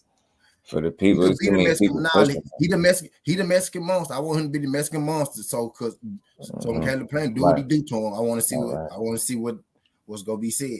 And I don't want to see Canelo, and I don't want to see Canelo fight Caleb Plant right off the bat again because it's right up his alley. I really won't steal, right? But I guess I can't say that shit no more because he went back down to 60. But damn, Jamal Charlo still ain't got no fucking Canelo or Triple G fight. Lara get a Triple G fight. Breadman is Charlo go get that fight though. The fight after that, I said that too a while back, but Breadman is can't get a Canelo fight. He Caleb Plant trainer. I got this little 10-minute video I'm gonna play from him too in a second from Breadman because he also another one. It's just his focus again is trainers don't fight. I understand all of that, but they damn sure get you prepared to fight. You know what I'm saying? And the great ones, they get you damn sure well prepared to fight. I understand they can't fight for you. And shit, last time I checked, Caleb Plant could hold his own. He don't need his trainer to fight for him. But what he do need his trainer to do is be his trainer and his teacher. And I think that's what he got in Breadman. And you got Larry Wade you want to add into the mix that I also put in the thumbnail for a reason because them two minds combined. I'm not saying that's a guaranteed win. But I think Caleb Plant is in good hands. And I think his conditioning might actually surprise some people. I think people are truly banking on him getting tired, and if he don't, it's a movement issue, not even they banking on his gas out. Benavidez gonna get the stoppage because he got tired, right? And he knocked him out. I'm like, and then the thing about that, if you sit there and your plan is the weight on him, to get tired, right? Like that's not. Because what if he never get tired? What if he just box your head off? Right. If you look up, it's round 10 and you down 7 rounds. Hey, look who they fought last too. Look, you only good as your last opponent in some cases. Like you fought David Lemieux, he fought Darrell who was up on the cards and beating you if his eye hadn't got split. He fought Davis before that. Cameron. He fought Lemieux, Cameron. No. I said the last fight. The last one. Yeah, his last one was Lemieux. Yeah, Lemieux. Mm-hmm. Yeah, that's what I said. He fought Lemieux, and then he and Plant fought Real. And okay. Yeah, so look at, if the Real hadn't had his eye split, he was up. Like you wouldn't just beating on the Real ass like that. I see you like, something. Oh, he struggled with Plant was struggling with the Real. Where? I mean, I question what y'all struggle where. Yeah, that's a false narrative too. I think his pops. Like struggle where? It wasn't a struggle. He did what he wanted to do. Right. I hope they don't believe that. Right, yeah, I think his pops was pushing that false narrative. I don't think he struggled at all with Darrell. I think Darrell did what a fighter does, that don't quit and still fight back. Of course, he fought back. He ain't go out like no sucker. Even though he got knocked out, he still is Anthony Darrell. He fights. But Caleb Plant was in his bag, and he was on top of things. He was never at risk of either getting knocked out or losing that fight. I don't understand. People don't know the difference between, like, the guy being competitive. You get what I'm saying? It's not without skill. You're going to have some level of success, but Caleb Plant wasn't losing a bunch of rounds. He wasn't getting outboxed. He just never was at risk of losing that fight. How did he struggle? I'm trying to understand. He had the single best one-punch knockout of his career. The hell we talking about? Look at his face. His face mark up pretty good. He didn't look bad, worse for wear like that. Like, he wasn't getting battered and bruised and punched on. I didn't see that. Real victories. Who got KO'd? I think he's harder. Hell no, he can't be on defense the whole night. He's gonna have to fight, but I ain't never seen him fight where he had to be defensive the entire night. I think that, listen, the Mexican Monster is one thing. That's the name, and I'm cool with it. He is a beast to a certain degree, but I think some of that is like clout. It's created. Like, some of it. Why do people think that he has no chance at being able to, like, deal with nothing that David Benavidez has got for him? I don't see it being that type of fight. I don't see it being like, he ain't no wuss ass fighter, man. This ain't no wuss ass dude, yo. Like, Caleb Plant, even if he lose, did he go out to Canelo like a sucker? Hell no. And he made that dude work. Man, he made that dude work, man. If it wasn't for Canelo's experience, he would have lost that fight. Say, if that was Canelo with 21 fights, who wins that fight? Can't hear us. You know what I'm saying? And I know that might sound crazy, but just think about that for a second. If that's Canelo with the same many fights on his 22nd fight, you think he beat Caleb Plant? I don't. Get what I'm saying? So just look at that for a second. His experience got him that win, to be honest with you. I'm telling you, the experience, he caught up to Caleb Plant, got a little tired down the stretch. He made a mistake, you know what I mean? But Canelo he's still crafty in there. He's a bit lazy, but he's still crafty, man. Caleb can punch. Right. They like to compare victories, brother. Right, D. Who might not need no parlay that day on the card.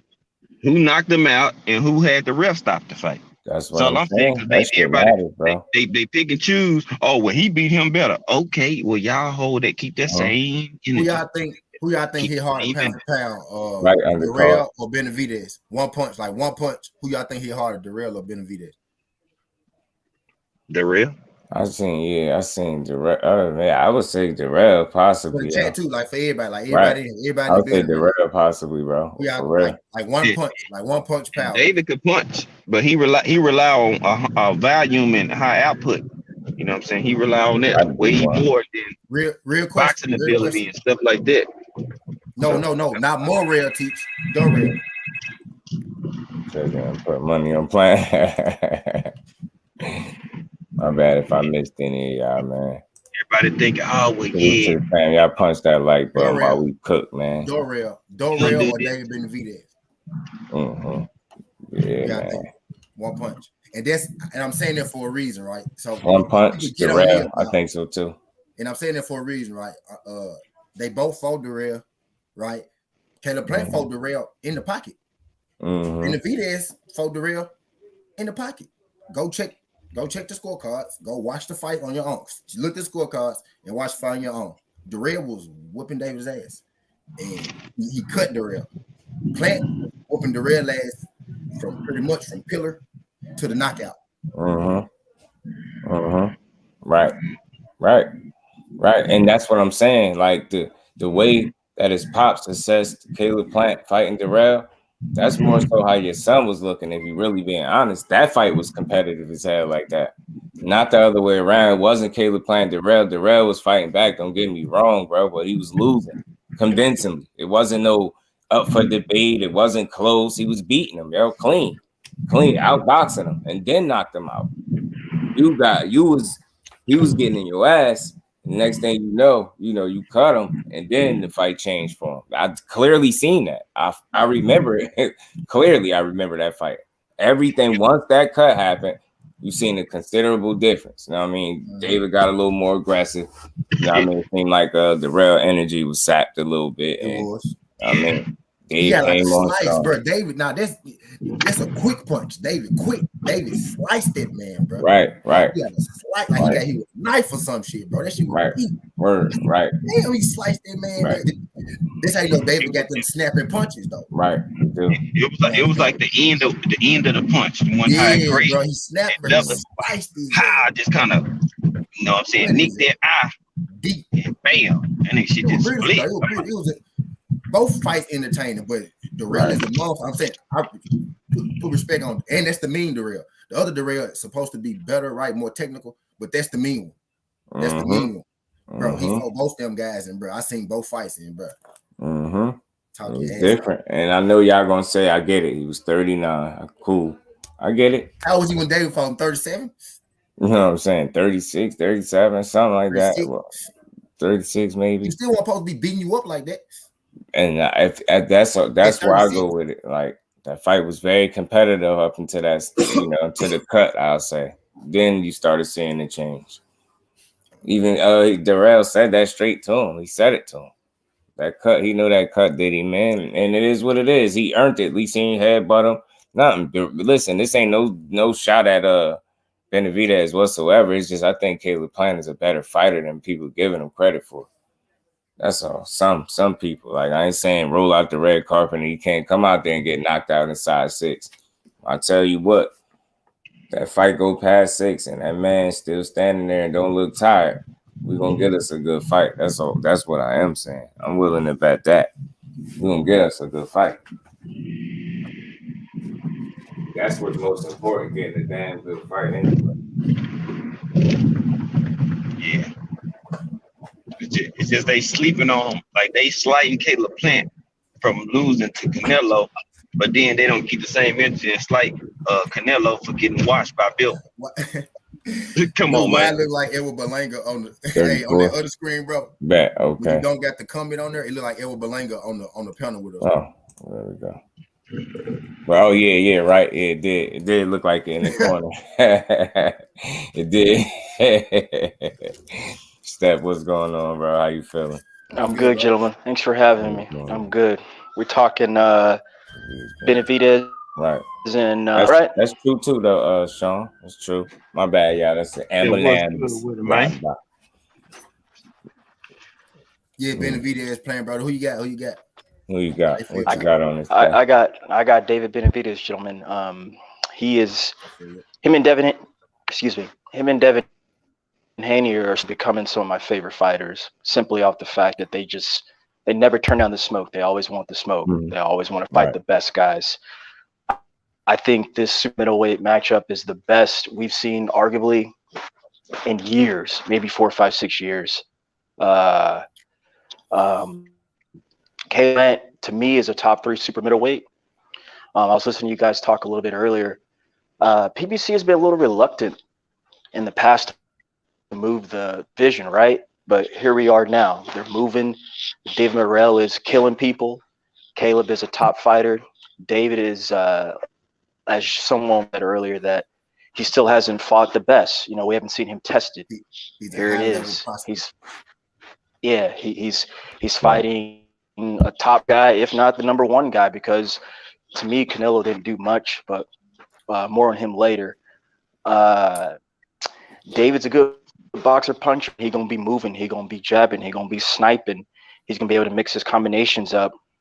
I fear his stamina might get him in trouble because David is a big dude, man. I see you go. Off topic, I saw Charlo at Regis his last fight. He about 6'1.5", 6'2", all of 200 pounds. David's about 6'3", bigger man, just a bigger man. So like, Benavidez, big man. So he's also aggressive. He gonna be trying to walk Caleb down. He gonna be parrying the shots, using arms, using his elbows. A lot of people say his footwork is bad. I say it's just right for him, because I always say it's what he's doing to get him into position to deliver his power punches. So this is a good fight, gentlemen. I'm not mad at anyone choosing whomever they want to choose. Ride David Benavidez. Probably TKO between rounds 9 and 11. 9-11. I hope to be in the building too, but I got my work schedule starting to pick up again. But I hope to be in the building. Good. I like that breakdown, bro. I like that. I ain't shout mad out to the chat too. Shout out to Jawa. Man, salute to you, man. I like that. It was interesting about the footwork. It's good for him. It is. I just say I don't think his feet are terrible. I just think he got slower feet. I think that's an area Plant might be able to have some success right there. I think Plant got the better feet. Plant's gonna have to be real careful, right? JusDue. Go ahead, Southern. Go ahead. I was saying, Plant gonna have to be real careful, man, because he obviously his footwork's better, but he gonna be dancing a little bit too much. I don't want to see him get on the ropes. Don't get on the ropes, because that's where David his confidence will grow. If he gets up against the rope, he might not get you clean, but he gonna hit you with something, and then we all know, man, it's fatigue in there. Round by round, you get tired. This is a very physical sport to be handling. So stay away from there, man.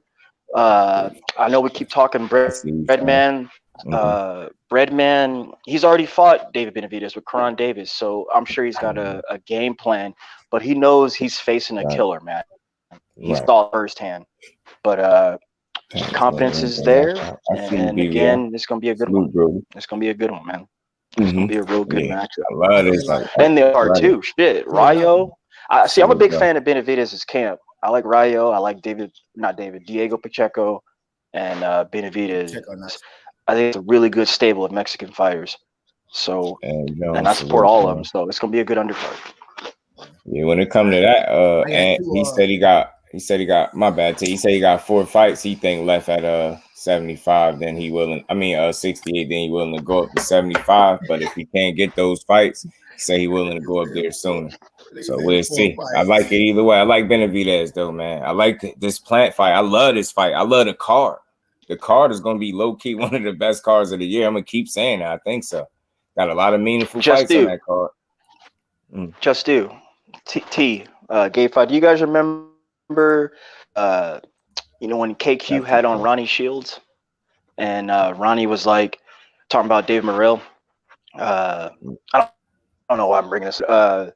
He said that he only has 24 months left at 68. And then fast forward to Benavidez. I heard Samson say this.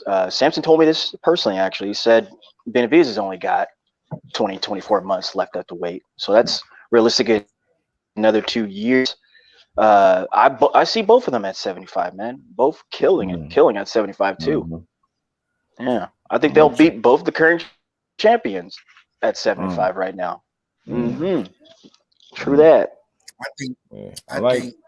I think he gonna wait until the champions retire though.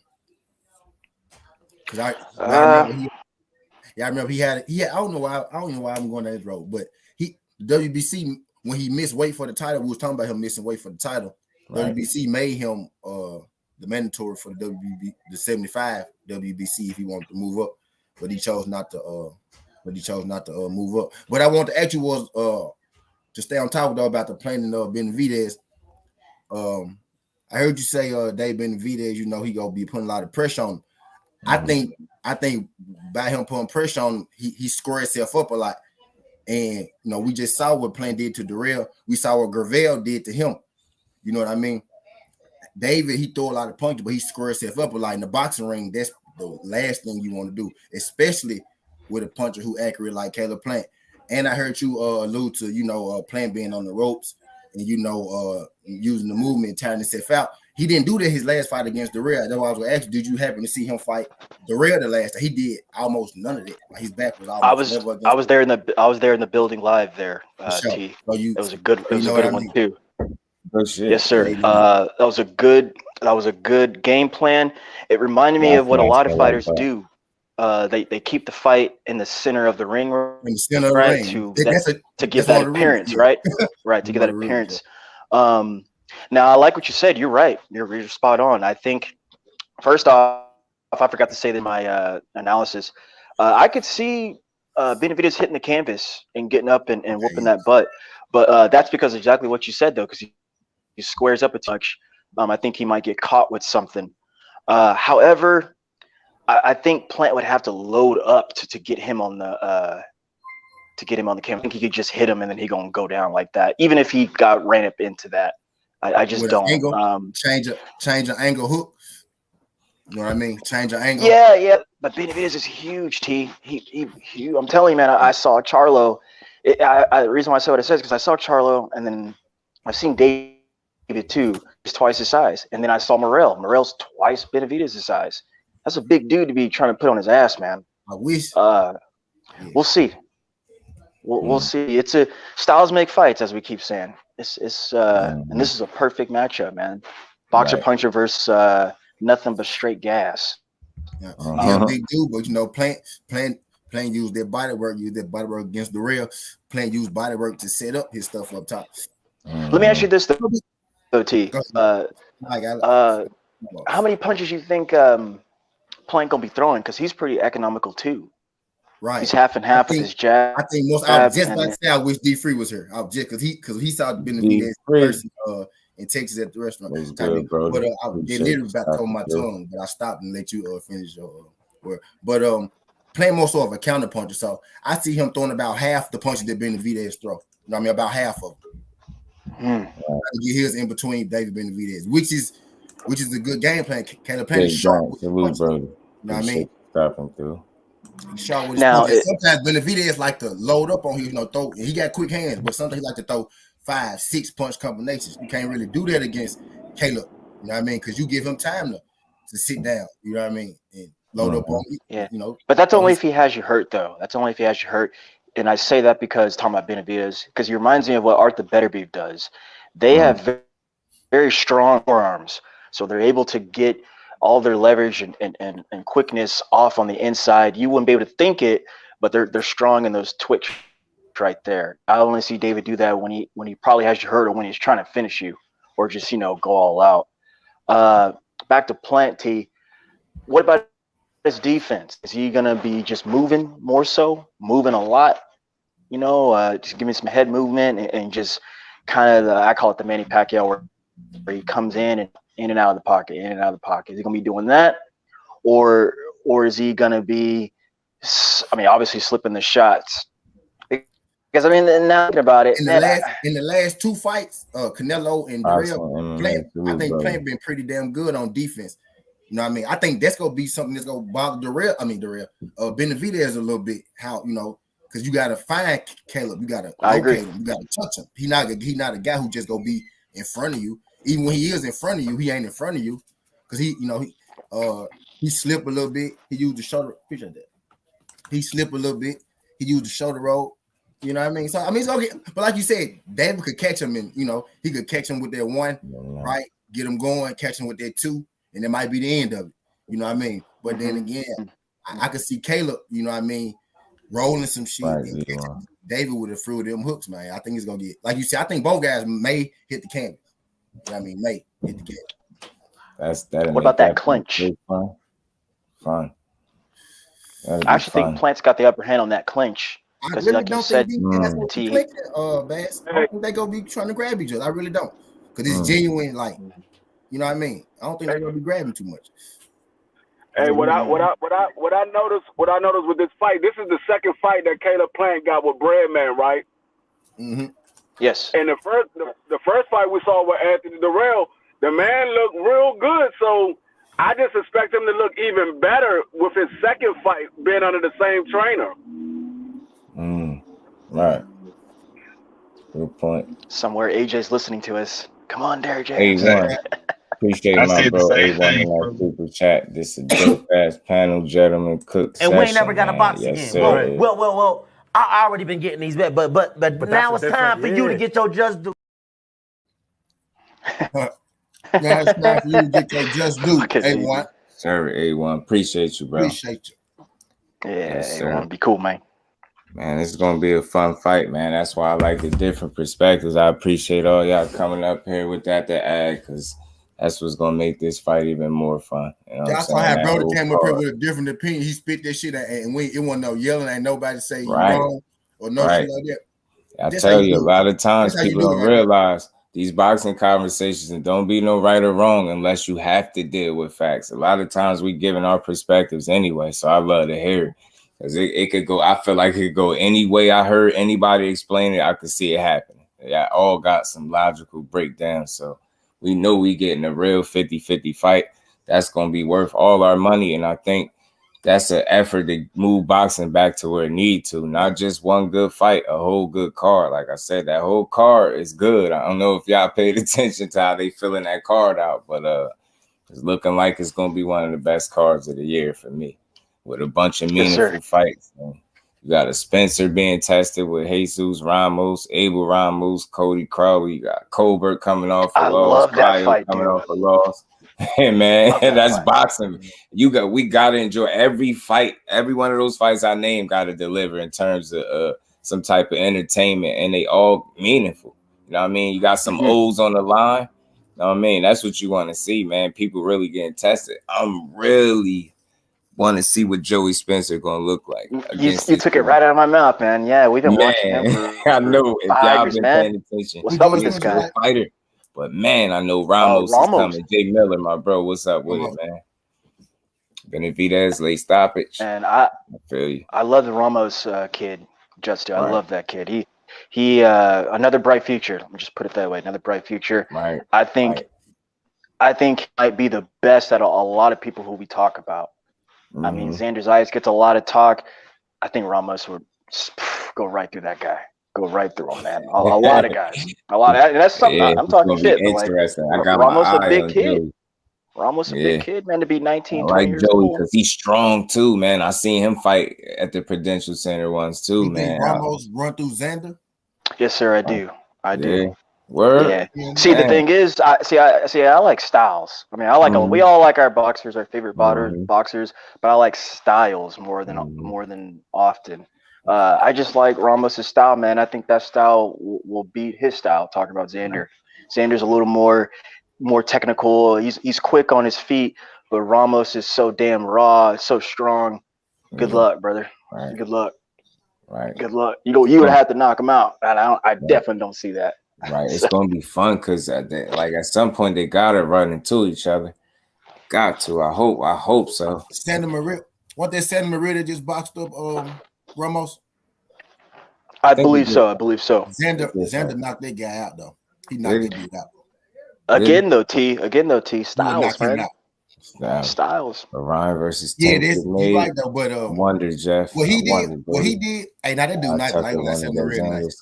Right. What he did could be duplicated. Like that wasn't nothing special. That was just old school boxing. Gotcha. You know what I mean? And Xander is a better athlete than Santa Maria. Now I ain't saying you wrong because Ramos a bad motherfucker. I like to see it, but you said run through him. That's what threw me. You think he run? Yeah, that was harsh. That was harsh. I said I was talking shit. I was talking shit. T. I was talking shit. Like, damn. Yeah, but think about it, man. We both been watching these kids since they were 17, 18. Right. Yeah. So I'm gonna talk a little shit. And I think that's a little attachment too, because I've been watching Zayas for a long time, bro. Yeah, we've been watching them. Man. We've been watching Ramos since the FS1 days, man. That was going on 3.5 years ago. He's 20 now. With the shit. Yeah, right. With the shit anyway. What you think about Pacheco? Like, I think he got an issue in the next.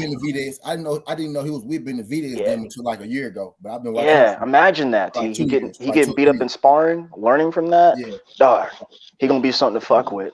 He a bad motherfucker. He a bad motherfucker. Yeah. I be betting like on that. these people, man. I've been betting on these people about 6 years straight at this point. You know, I've been watching these just off that. Like I've been having. Yeah, he at 54 now, Jeff. He could get running to him. Yeah. I did not expect to make that move either. Jahad Tucker up to 54, man. Okay, he moving. He's right, extremely B1. fast. Mm-hmm. He's moving extremely fast. This is time I put in the I heard y'all talking about AB a little earlier. Yeah, I smashed that like button, man. Yes, smash that like button. Tell a friend. Share with some kin. Right.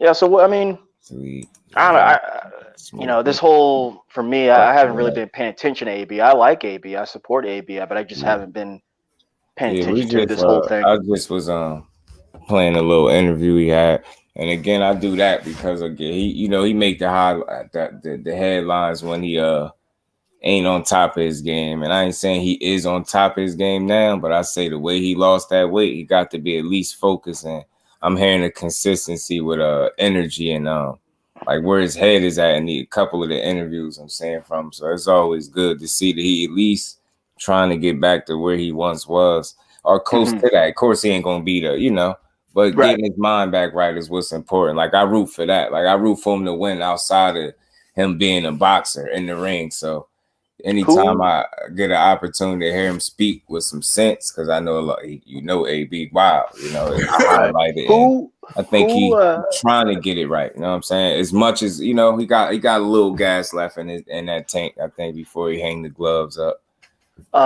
It starts with the 25th, and again, no disrespect to the young boy.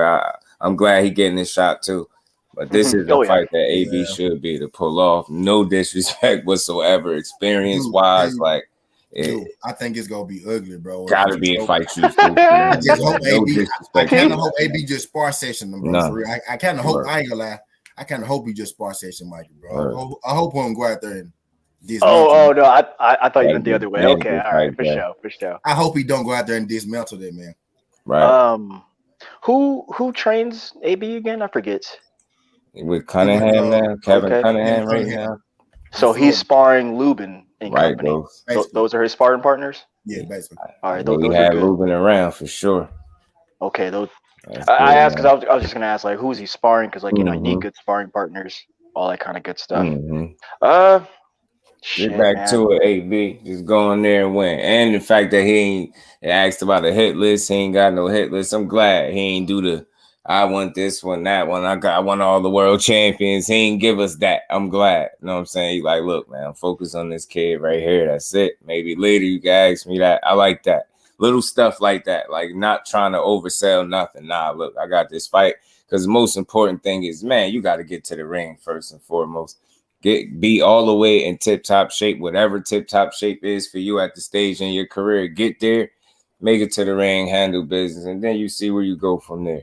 But he's just a dude that I root for because I know, man, he could have easily been out of boxing. You know what I mean? All that drinking that he was doing to his body, drinking every single day like that, battle that and get back. That's what I salute him for. You know what I'm saying? And money, you need that bag. I wouldn't mind seeing AB talking a little trash again, in a good way for the entertainment side of AB. You know what I mean? Feeling good, giving us whatever he got left in him. Just give it to us, man. I want to say I'm here for what's left of AB career. I want to see it, man. I'm rocking with him.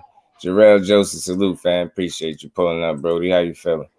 Yeah, 3 fight, 10 million. Right? Let him. Yeah, don't blow, AB. Get in there, man. Get that bag. Get back to that bag, AB. I like to see you win.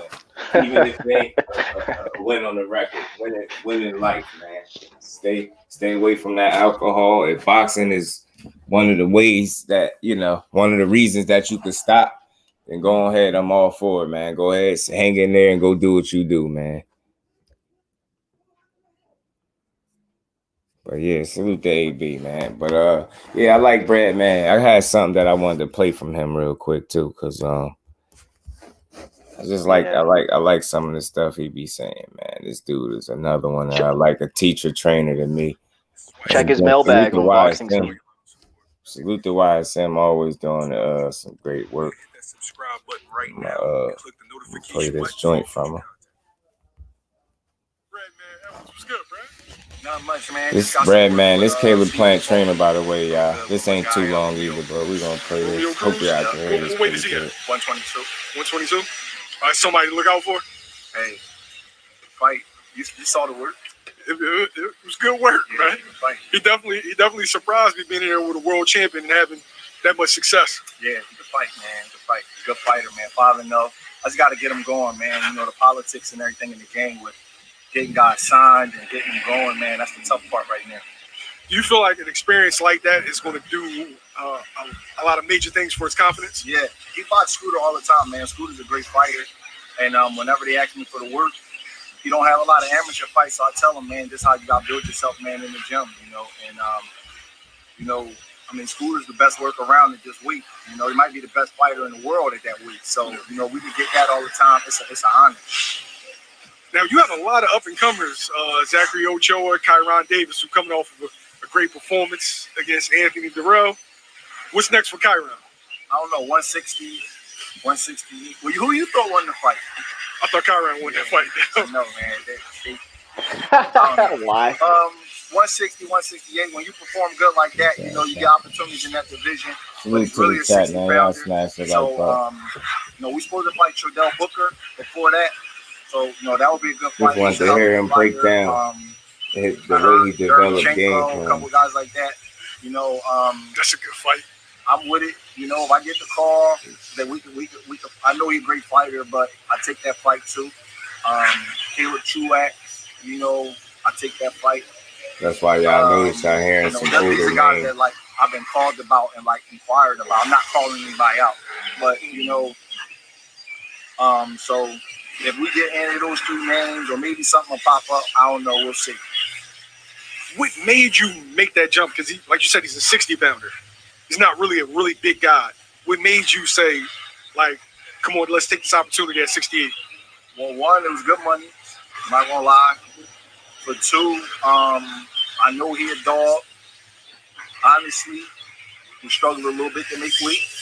And I knew coming down and being able to save those extra pounds would give him more energy, more calories to burn, more carbs, more muscle.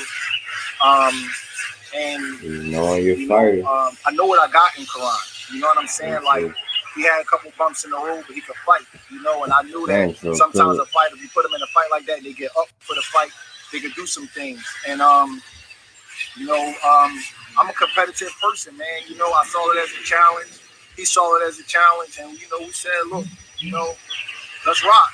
You know, people was doubting us, Danny's going to get knocked out and all that kind of stuff. But I love that kind of stuff. You know what I mean? Like, and when you got a fighter that hear let that, them hands go right. You gotta let them hands go, yeah. You know what I mean? Sometimes, man, you know, sometimes you get distracted by different things, man, in the world, just the world, family, friends, worldly things. But when you know you can get hurt and you fighting an ex-world champion that's a puncher that's bigger than you, man, Karan was so locked in for that fight. You seen him when we did the walkthrough, he was like I just believed in him so much. I seen that look. I know that look in the fighter's eye when everybody is against them, but they still believe in themselves and they ready to roll. And when I told him to take the fight, I said, "Man, let's go." Caleb, and I saw that look. You know, he's like that man got Caleb. Afraid, Caleb damn sure believes in himself right now. I just knew that he was not over his head. No matter what everybody else said, I knew me and him believed that, and that's all that mattered to me. Do you feel like that was one of your best coaching performances? Yeah, you know, like Anthony Durrell's actual champion. He's bigger. He got, you know, he only lost to 2 outstanding fighters in Bodu Jack and David Benavidez. He's a big favorite. You know, got a great coach. So, you know, I would like to have got the official win, but you know, that along with, you know, with Julian Williams versus Jared Hurd, you know, when you take fights like that against the supposed killer and the guy that's going to hurt your guy, they do something to you. And fighters get complacent.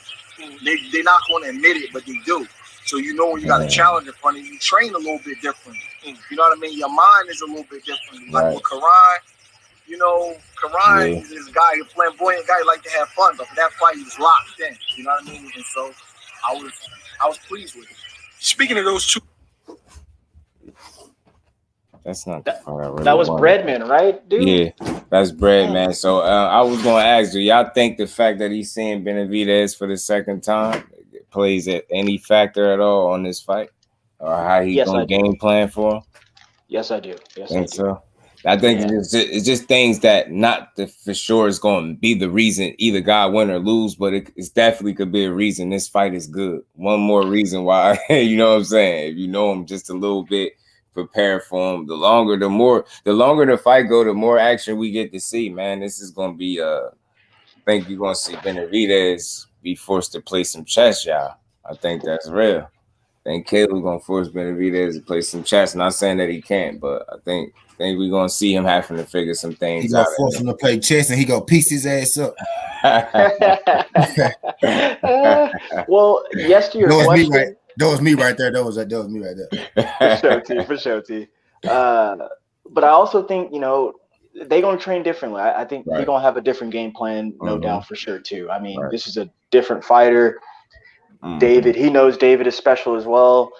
And then when I say plan B, plan C as well, like they're going to have something come right after plan A, man, because the fight might not go the way they think it will. They got to be prepared for everything, just like DJ and EJ. So we'll see, man. I can't wait. 25th. I was just looking at rooms, man. Yeah. It's funny how prices changed 2 weeks later. I mean, when the tickets went on sale a couple of weeks ago, they weren't that bad. Rooms are out almost 300, 350 with some tax. Now they're 500 with tax. They're gonna be 1,000. Yeah, they're gonna be 1,000 come March. I'm like, God, dog. So I might as well just Airbnb it, or you know, I ain't gonna lie to you, man. I'm gonna go over there, maybe fuck on Treasure Island and shit.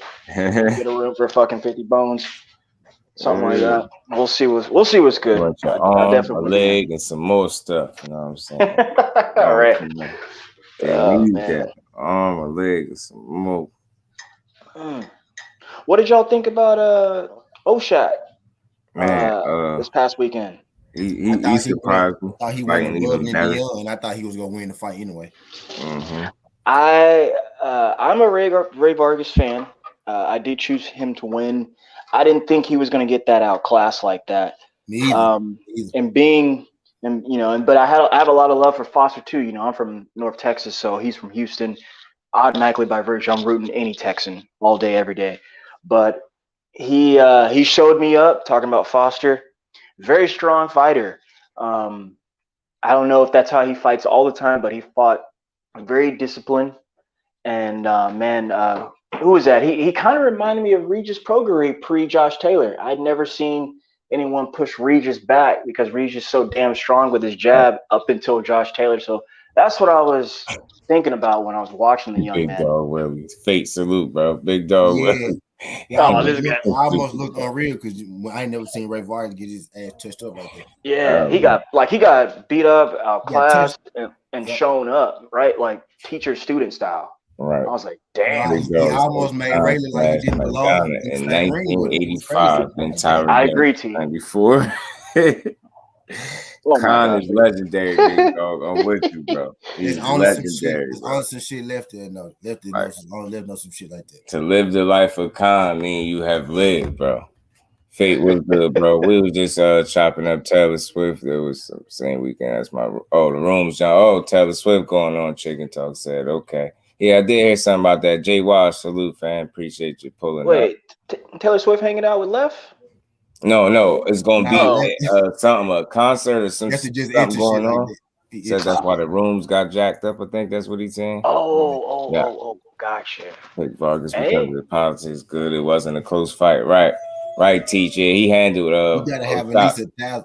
You gotta have at least 1,000 to think about things. Got a cracking Taylor ain't got no cakes though, man. Fuck out of here.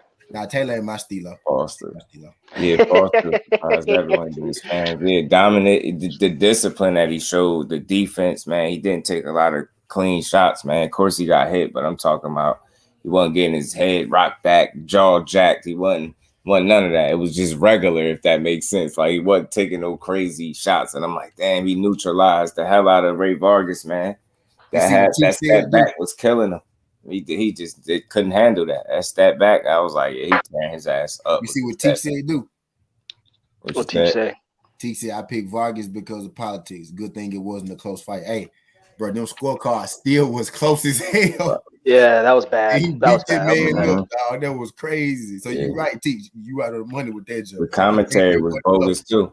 I think they were Straight trying to pathetic. sway everybody. I really do. I think the commentary was definitely trying to sway the people, like they Yes. always do.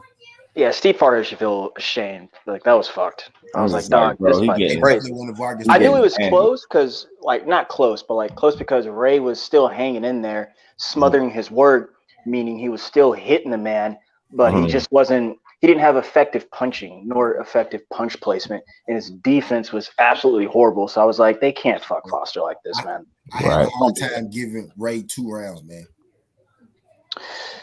I agree, T. I agree. Yeah. I think I gave Ray 2 rounds because I like him, bro. I agree. Yeah, I like Ray so much. I gave him 2 rounds, and that was maybe like the second round and maybe the fourth round. Some shit like that. Yeah, both of them was early. Like, yeah, because once he got one shot got accomplished, it was like Juice said, it was step back. It was step back crossover. It was like he got the showtime. Yo, for what's real. why can't I think of his name? Something Bitten. Bobby Bitten, is that his name, right? Regis' them trainer. Regis trainer? Yeah, his trainer, the white dude. What's his name? T said he did not win a round at all. That's true, Teach. That's true. Right, Like I said, I gave it to him. I told you I gave him 2 because I like him. I gave him. But yeah, they got something good down there in Houston, man. It's funny, man. Z-Walk and the running man. Fat.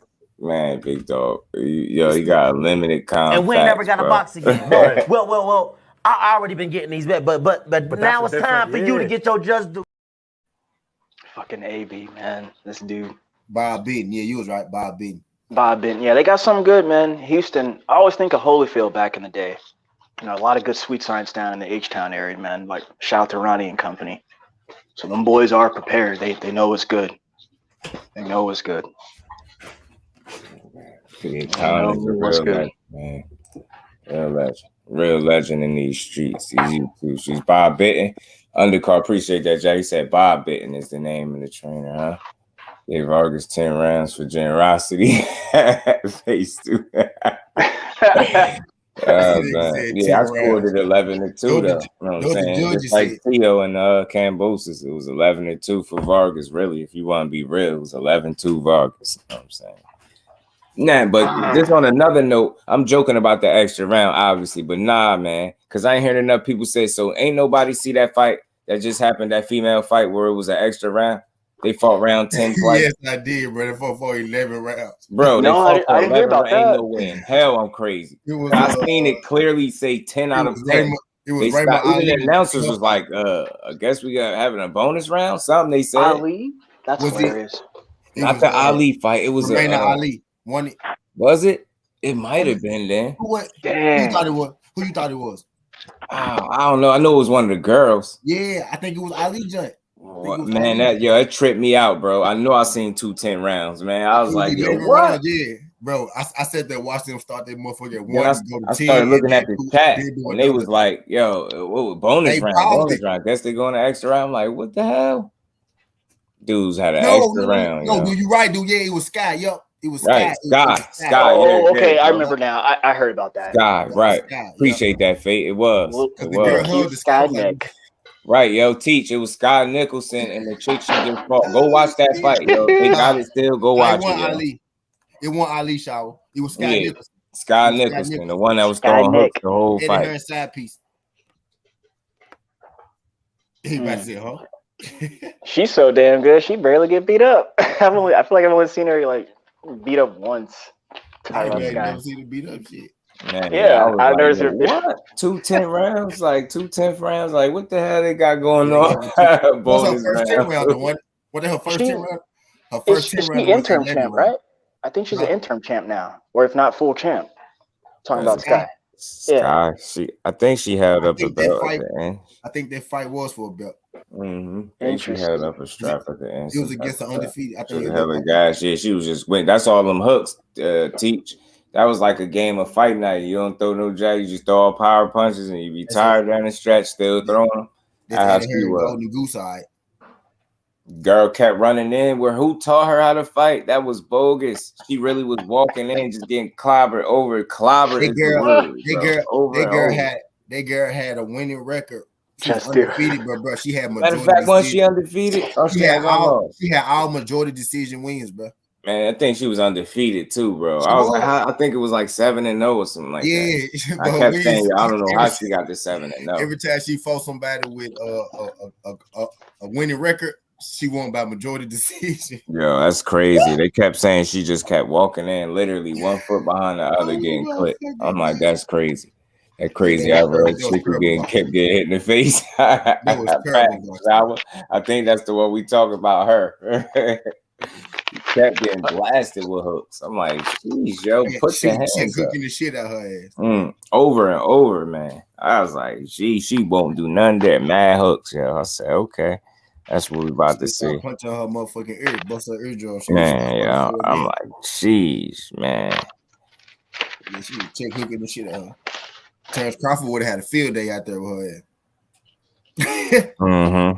Terrence Crawford with the check hook. Terrence Crawford would have had a field day out there. Face was just repeatedly getting punched on. I'm like, yo, it's getting out of hand now, ain't it? Man, but look, I know y'all see the pulling up the Ortiz. Oh, yeah.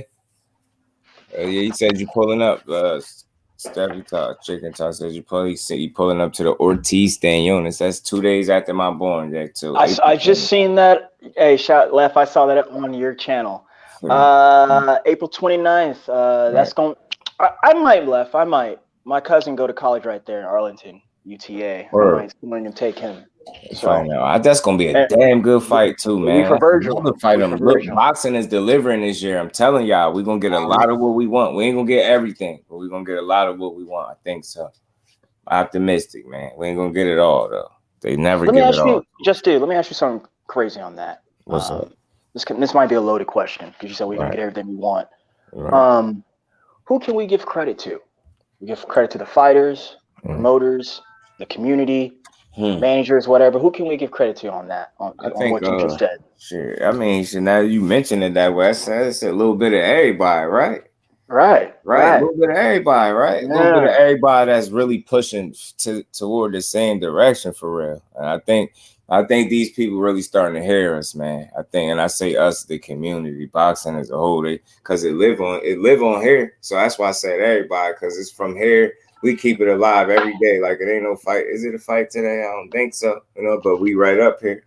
You know what I mean? My boy Luis Neary. A little bit of everybody. You know what I'm saying? Our voice definitely matter, and we spend our money on top of talking about the boxing every single day. That's why I said the last time I checked, fights happen on weekends for the most part. We talk it all throughout the week. You know what I mean? 7 days a week. You get what I'm saying? So a little bit of everybody, man. Fighters. You gotta give them some credit because some of them really stepping to the plate, standing on business, especially the women. Man, they running laps right now. I ain't gonna lie, because they ain't ducking nothing. I mean, every opportunity that these women have, they taking it and they running with it, and they succeed.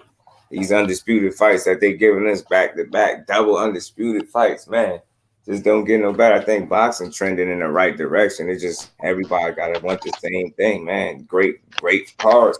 Like people want to get paid, right? That's something we know without a doubt. So how do you get paid with it? You know what I mean? You give people something to pay for. You don't cheat the people. You know what I mean? You don't sell us. You don't spray paint BS and tell us it's gold. You get what I'm saying? That's what you don't do.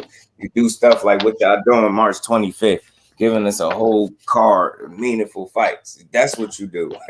That's how we get it. You know what I mean? Get us back to the day of good cards and not just top heavy cards, man, with just one main event that could sink or swim. You know what I mean?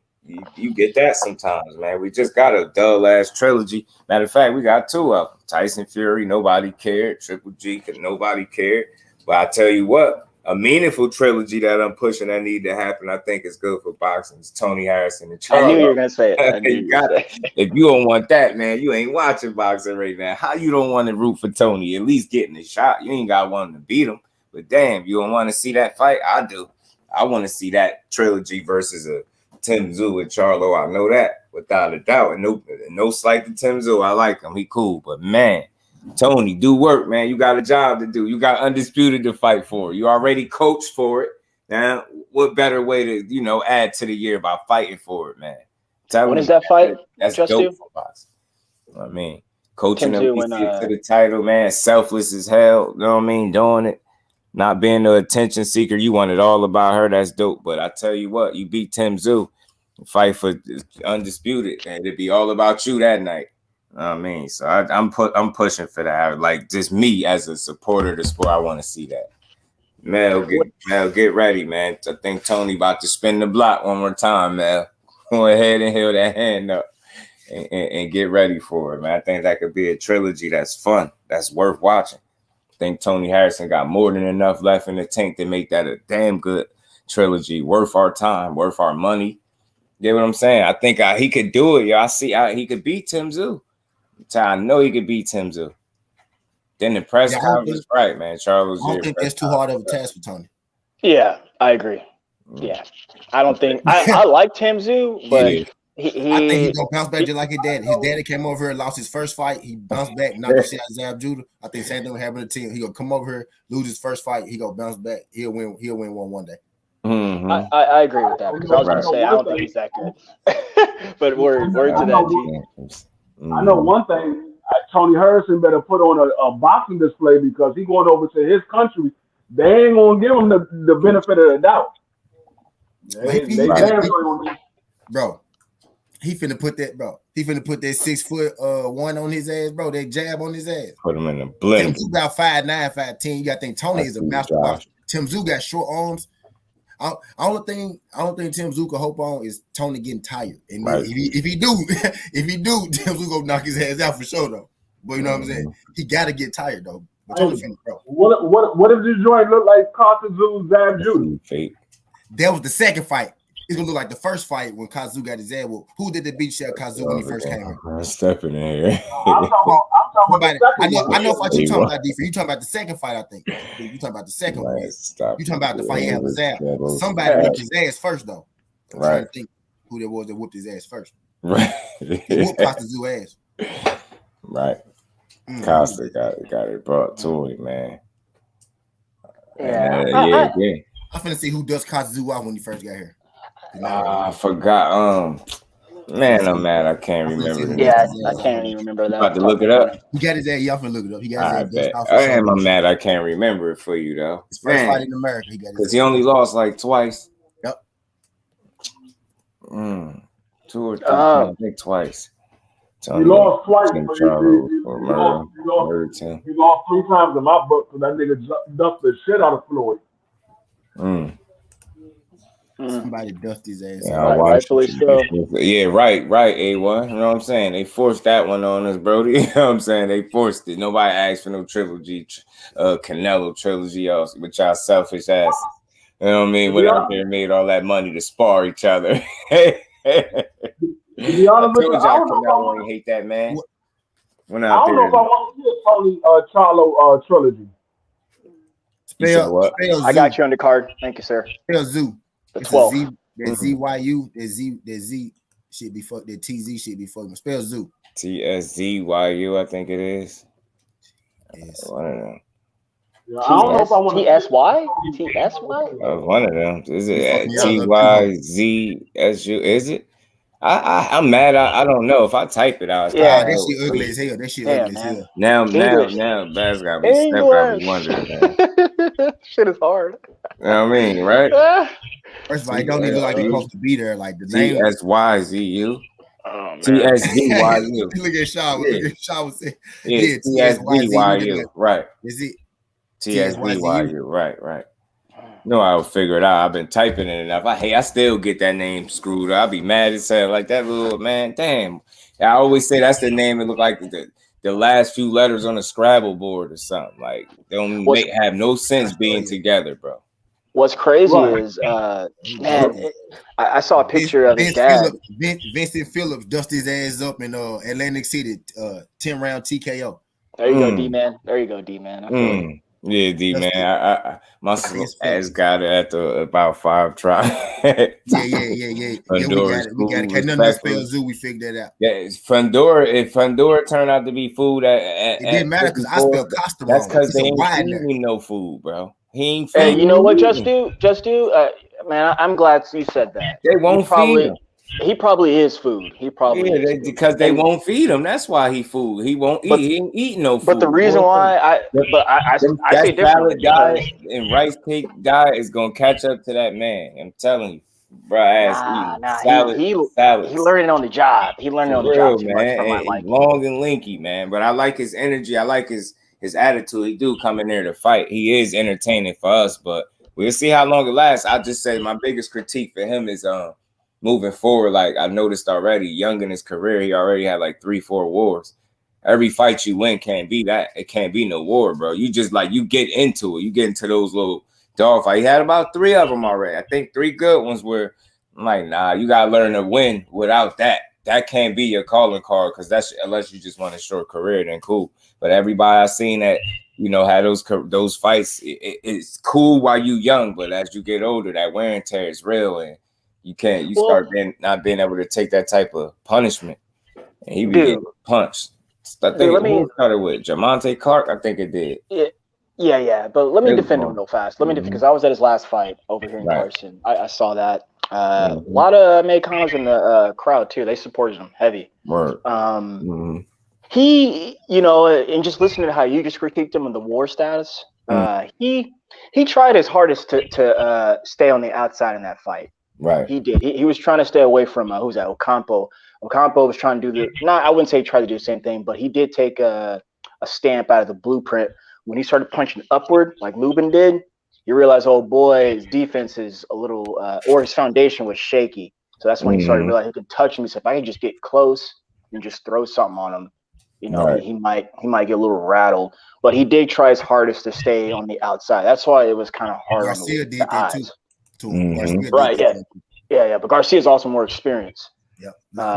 Way more experienced. Oh yes. Man, I just had something in my head. My bad. Right. No, you're good. You can't see. I'm laughing at the fun door stuff because I used to like fun door, but it's like everybody started liking fun door. I kind of stopped. Rice wraps and shit. And then, oh man, I want to see Fandor fight Brian Castano. Y'all really want to know a fight I want to see? And I get that'd be fun. I really want to know if I want to see for Fandor. Exactly. I want to see Earl Spence fight Fandor so bad. I don't know why I go to sleep, just wake up and be like Spence versus Fandor. I want to see that. I want to see that fight so bad, bro. I just really do. Because you know what he'll do to his body. See? That's why you know what he'll do to that body. You know it. It'll be I've been trying to push Earl up. I've been trying to push Earl up to 154 for a year and a half. Like, bro, just go up. Bro, just go up. Just going up there and continue to be great, Earl. I really don't think Fandor will take that fight with Earl Spence. I don't think he'll take it. Right. He got to after he pump fake. Oh, I'll fight Earl Spence. He already pump fake. Yeah. Nigga, you'll fight him. I remember. I know. I got the tweet. Yeah, I remember he said it. I got the tweet. I'll fight Earl Spence. I got it. Yes, you will. He better not. He better not. He better not say he's not ready. I heard a little whisper about Carlos Adames saying something about welcoming Lubin to 160. Oh shit. I'm like, Lubin beat his butt. Hey, dude, Lubin beat his butt. I don't want to see that, man. Lubin's a way better. He's a better fighter. He's a better fighter than Adames. I don't want to see that. Man, Carlos Adames is nice. Hey, Bass, they skillful, bro. Those some skillful dudes. Both those dudes, pretty. Yeah, they are. But Lubin really I like both of them. That's what I want to see. I'm against that fight. I don't want to see that. I actually think Lubin would do better at 160 than he would 154. Right, Fate. Them people, the glass half empty people, Fate. Boxing ain't dying because sure. Look at the conversation. I'm telling you, that's why I always highlight how you got to be about the conversation. This title could say whatever it want. We know we could talk about whatever I put in my title and description, but after that, it's always some boxing to talk. People just be too mad at the sport. They don't know how to enjoy it because they don't get what they want when they want it. So they just oftentimes you hear people complaining. But if you really looking and paying attention, there's a lot of stuff to enjoy, yo. I keep saying you're not getting it all, but you're getting some of it, yo. You just got to pay attention. People be mad as hell, every little thing. Then when somebody do, you know what I mean? You do get a fight, you complain about that. You know what I'm saying? It's like, man, yo, you can't. The worst is the pay-per-view talk. I hate the pay-per-view talk. It's like, well, don't fucking watch it. Yeah, why y'all so mad? I still love boxing. It's too much pay that shit to catch if you paying attention to the right stuff. People just be mad, yo. I ain't trying to be mad while I'm watching this. Think about how angry people be. It's supposed to be fun, y'all. Entertainment. That's why I like the trash talk. Why you think Kid Austin keep making lives? Making my titles because he keep on talking that talk, and I want to see it. The reason why people so mad about boxing is because people watch boxing with their emotions. They don't watch boxing as a fan and a supporter. They watch it with their emotions. Man, everybody, they more.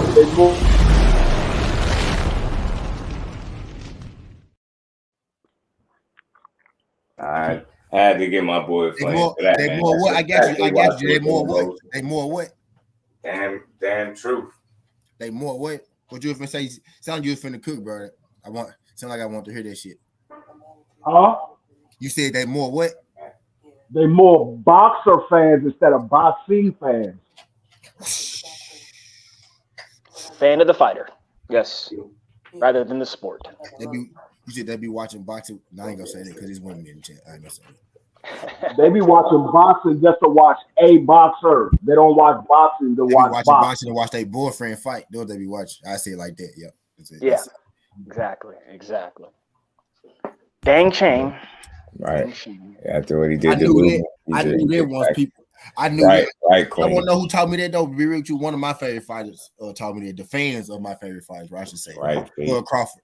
They taught me that. Once I realized that some people just really love Bud, like just everything about him, like right or wrong. They just, Facts, Queen. They be too emotional. Everybody be too mad. Like, chill. Enjoy the sport, bro. It's fun. Did you just miss all that good boxing complaining? Man, people been getting. While you complaining, people getting beat up. Women is rising. Women boxing getting even better. The matchups getting more fun. You just seen the emergence of another potential star with Shadeja Green, man. What people be talking about? No, not potential, dude. Now take that potential out of there, dog. Nah, fuck that. Star, Ellen Sanders, bro. Yeah, right. Matter of fact, you're right. She stopped her. That was her coming out party, man, and she got to stop it. No, time out. Cut the Devon. Get the table, right, bro. She stopped Sanders. She went life and death with fresh undisputed champ. Franchon went life and tooth and nail. That was a war. You know what I'm saying? Shadeja got in there and made that fight look different, man. She got to sit certain skill set. You watch bad boxing matches, nigga. Right, you ain't seen it. Undercards don't be good. Rock 'em, sock 'em. Right. I watch boxing certified and I just watch anything on my TV with two people hitting each other. Right.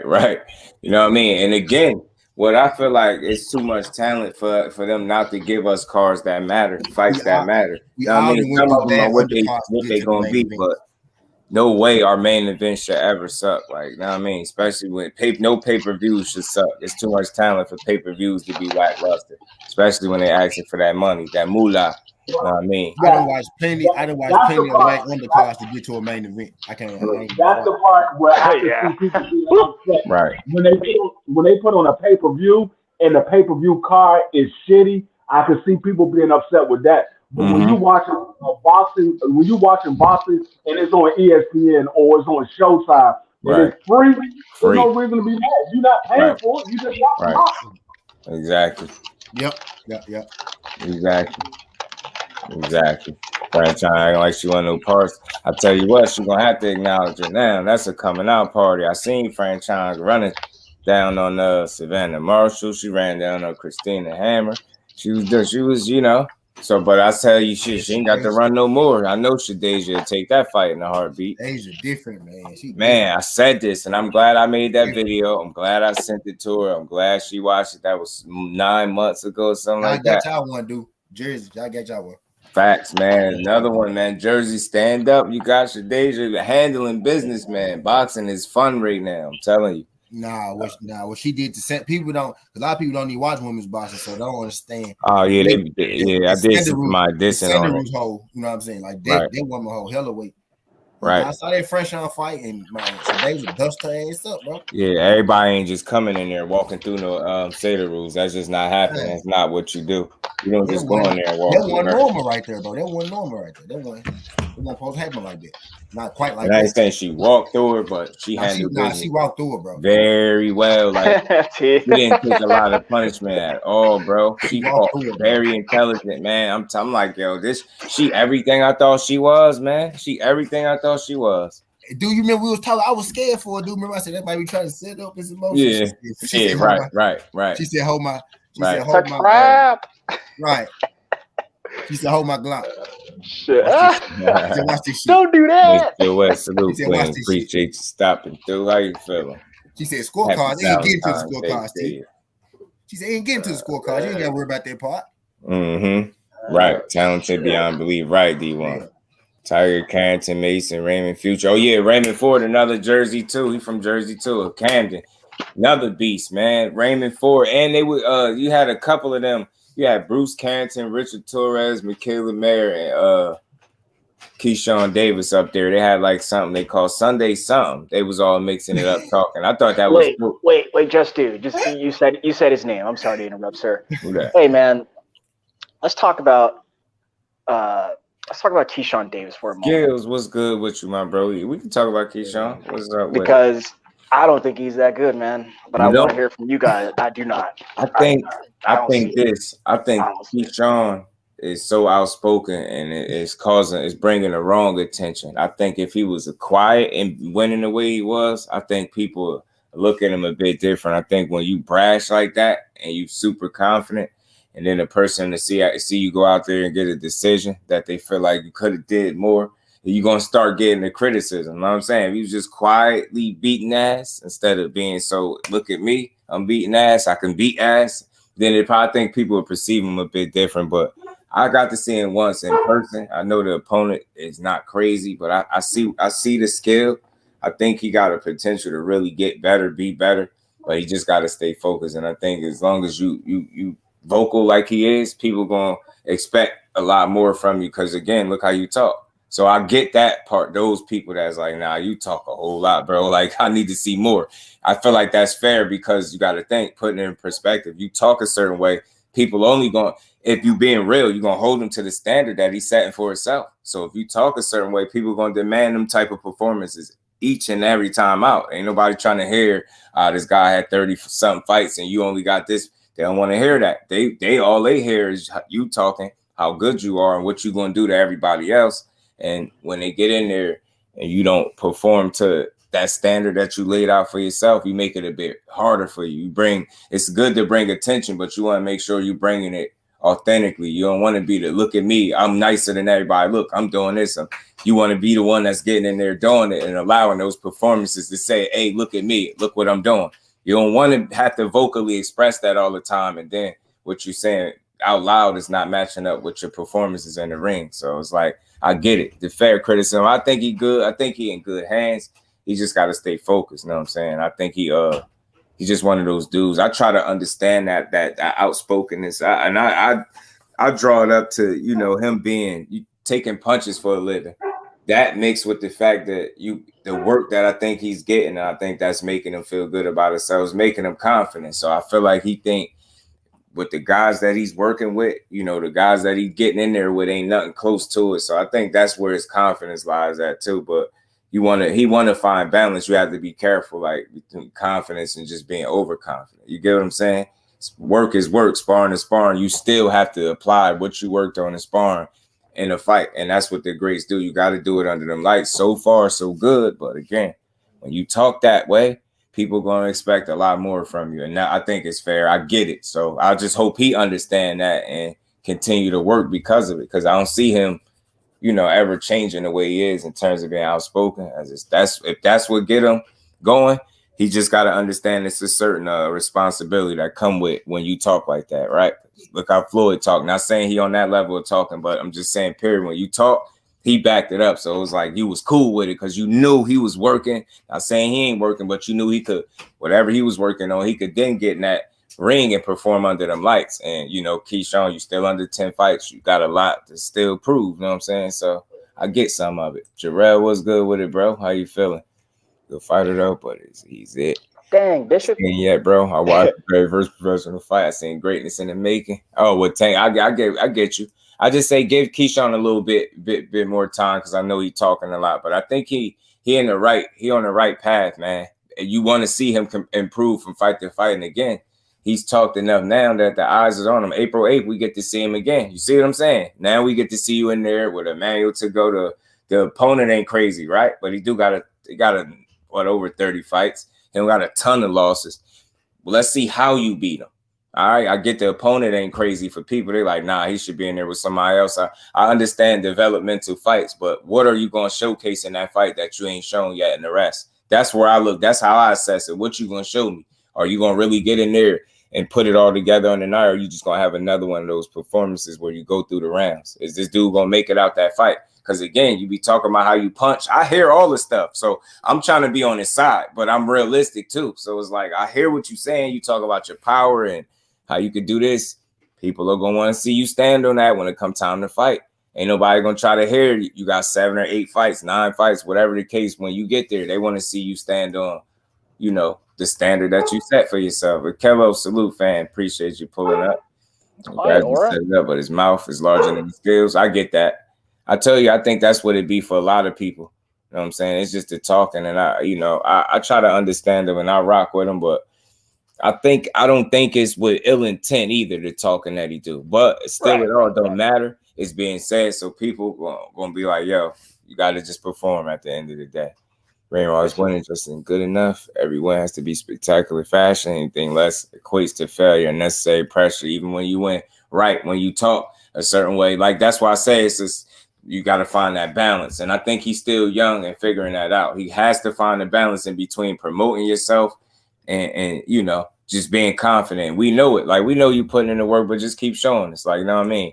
I don't think he's absurd and nasty with it, but I don't think it's with ill intent. I just think part of that is like, I take punches for a living. You better be confident. Like, I think he got the attitude. Like, if you don't think I'm good, when we get in there, show me. You know what I'm saying? So he, you know, put a little target on your back, but it make him a little entertaining. Talk a little bit. I ain't mad at it, but you're just gonna stand on it. That's all, and I'm cool with that. I think he in a good space. He ain't gonna lose. I don't think no time soon. I don't think he's gonna be one of them prospects that get like tested his first real test and fail. I don't think that's gonna be the case. But how good he gonna be remains to be seen. I think that's fair with under 10 fights. So we're gonna see. No, I mean, we're gonna see.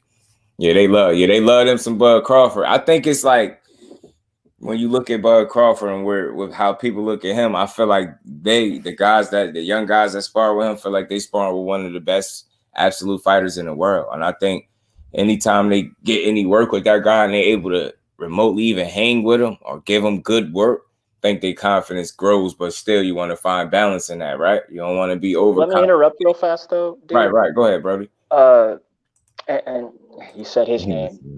Look, man, Crawford's cool. He's great. But you got no statement fights. In 39 fights, you have with 20, 30 knockouts, you have no statement fights, brother. Why do I say that? Because you have not fought anyone who's going to give you competition. Right. So on with him. Shout out to him too. But getting back to it, like, you know, I was going to go in full steam ahead and be harsh on young Davis, but you said some things that made me pump the brakes. And you're right about walking that thin line and trying to combine the two and just find balance overall. Right. But something I've made a promise to myself in boxing as a boxing fan in the last 2 years is, look, man, I'm really trying to get away from the narratives. I just want to focus on the false ones. I just want to focus on the boxer, their styles. Right. I can think him and her and he are the best in the world, but I'm just focused on what they bring to the table. Good point, Queen.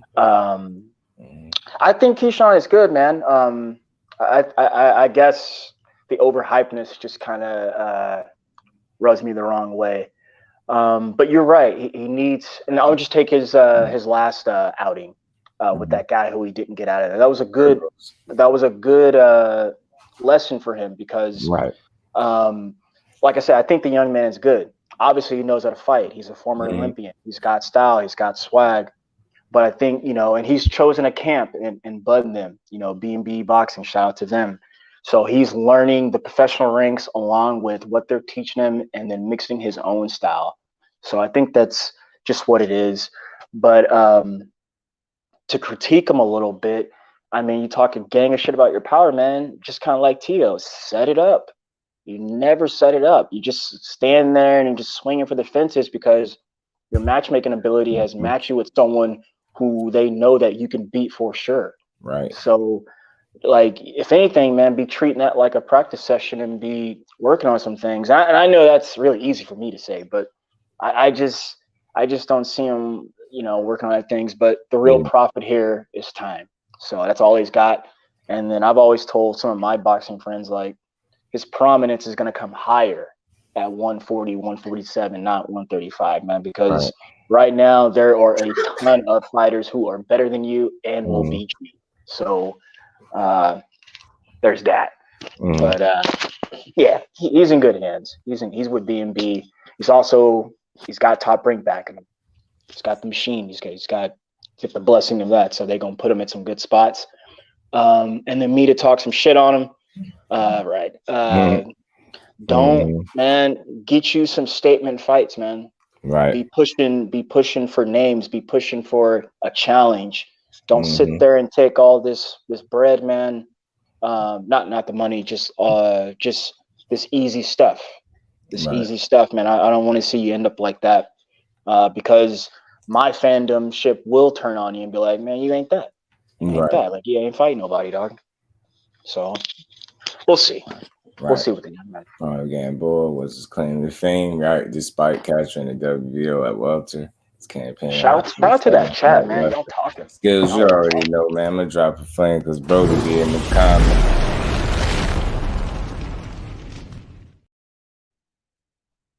That's real, man, and that's just with respect to him. Like, you get what I'm saying? It's these dudes. I think sometimes they get caught up and I think they forget.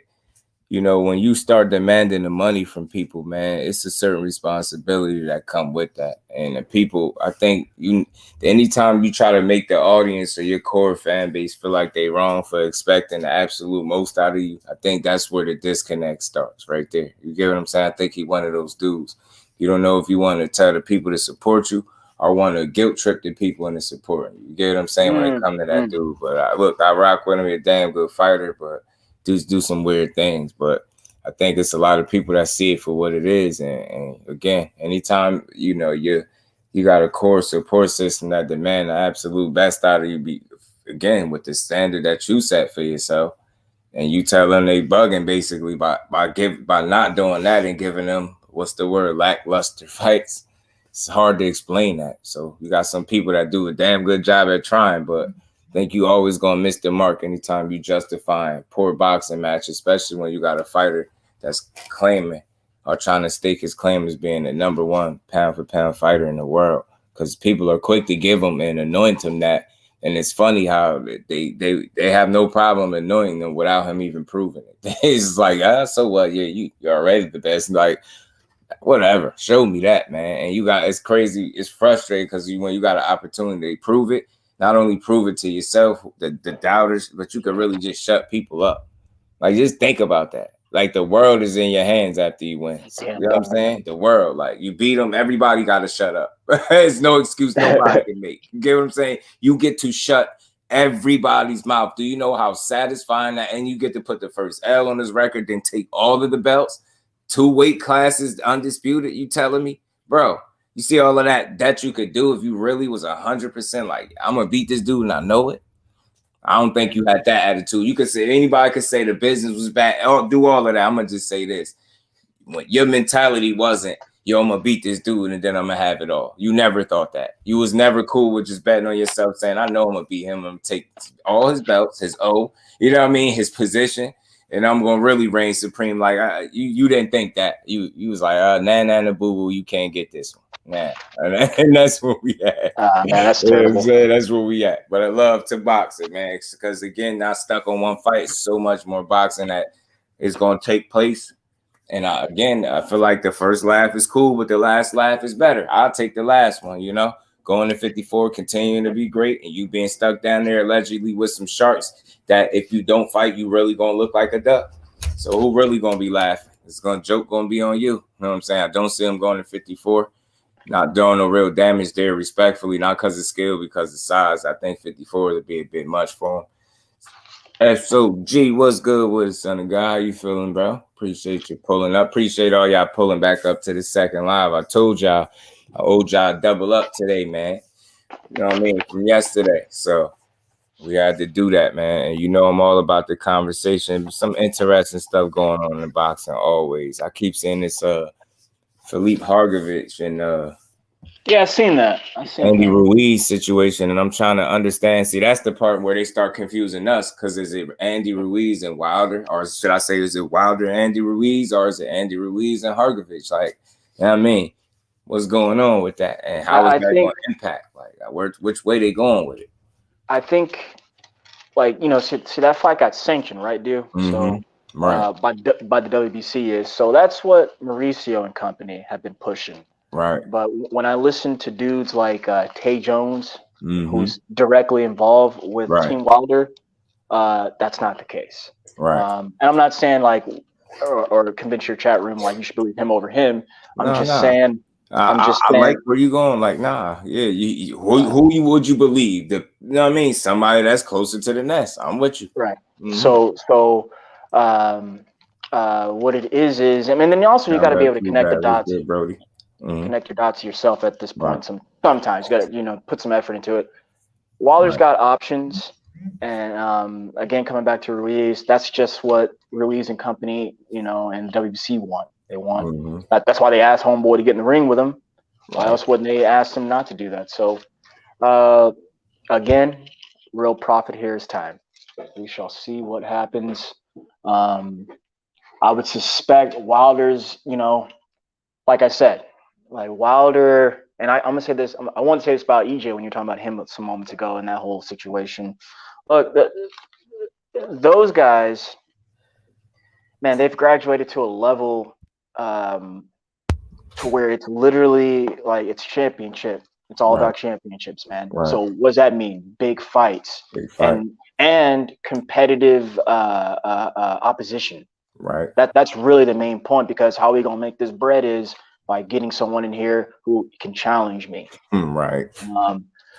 So that's that, and I guess I could kind of pony on it really with Big Fish, because there's so much unknown, that big Riddler question mark with him, and we just don't know what's going to happen. We know same thing. He's been sanctioned to fight, but when I last saw Big Fish fight, man, and saw what was going on and what he was doing, look, man, the goal is big fights, 40 and 50,000 people.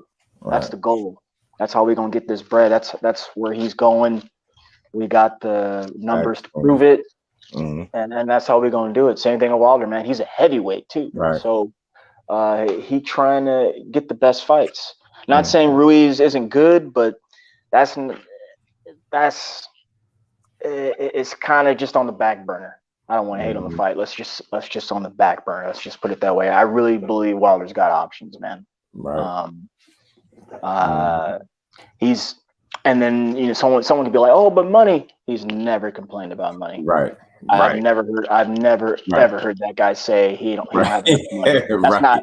That's not his style. That's not his character. So, dude, what's good with it, dude? How you feeling, man? So we shall see, man. And then really remember that loaded question I asked you about the credit. Right. We in a good space, man. Right. Like, we're hardcores, so boxing's in a good space. That's what I'm saying. That's why I try to bring to the streams, like, stress-free environment. It's not about agreeing. It's just about not stressing and enjoying whatever the topic we talking about. I try to bring that to the people. You know what I mean? And we on point. We know we follow the sport enough to give good, logical, reasonable breakdowns, even when we disagree. I don't disagree with people. I just stay how I feel and I pass it to the next person and let them do what they want.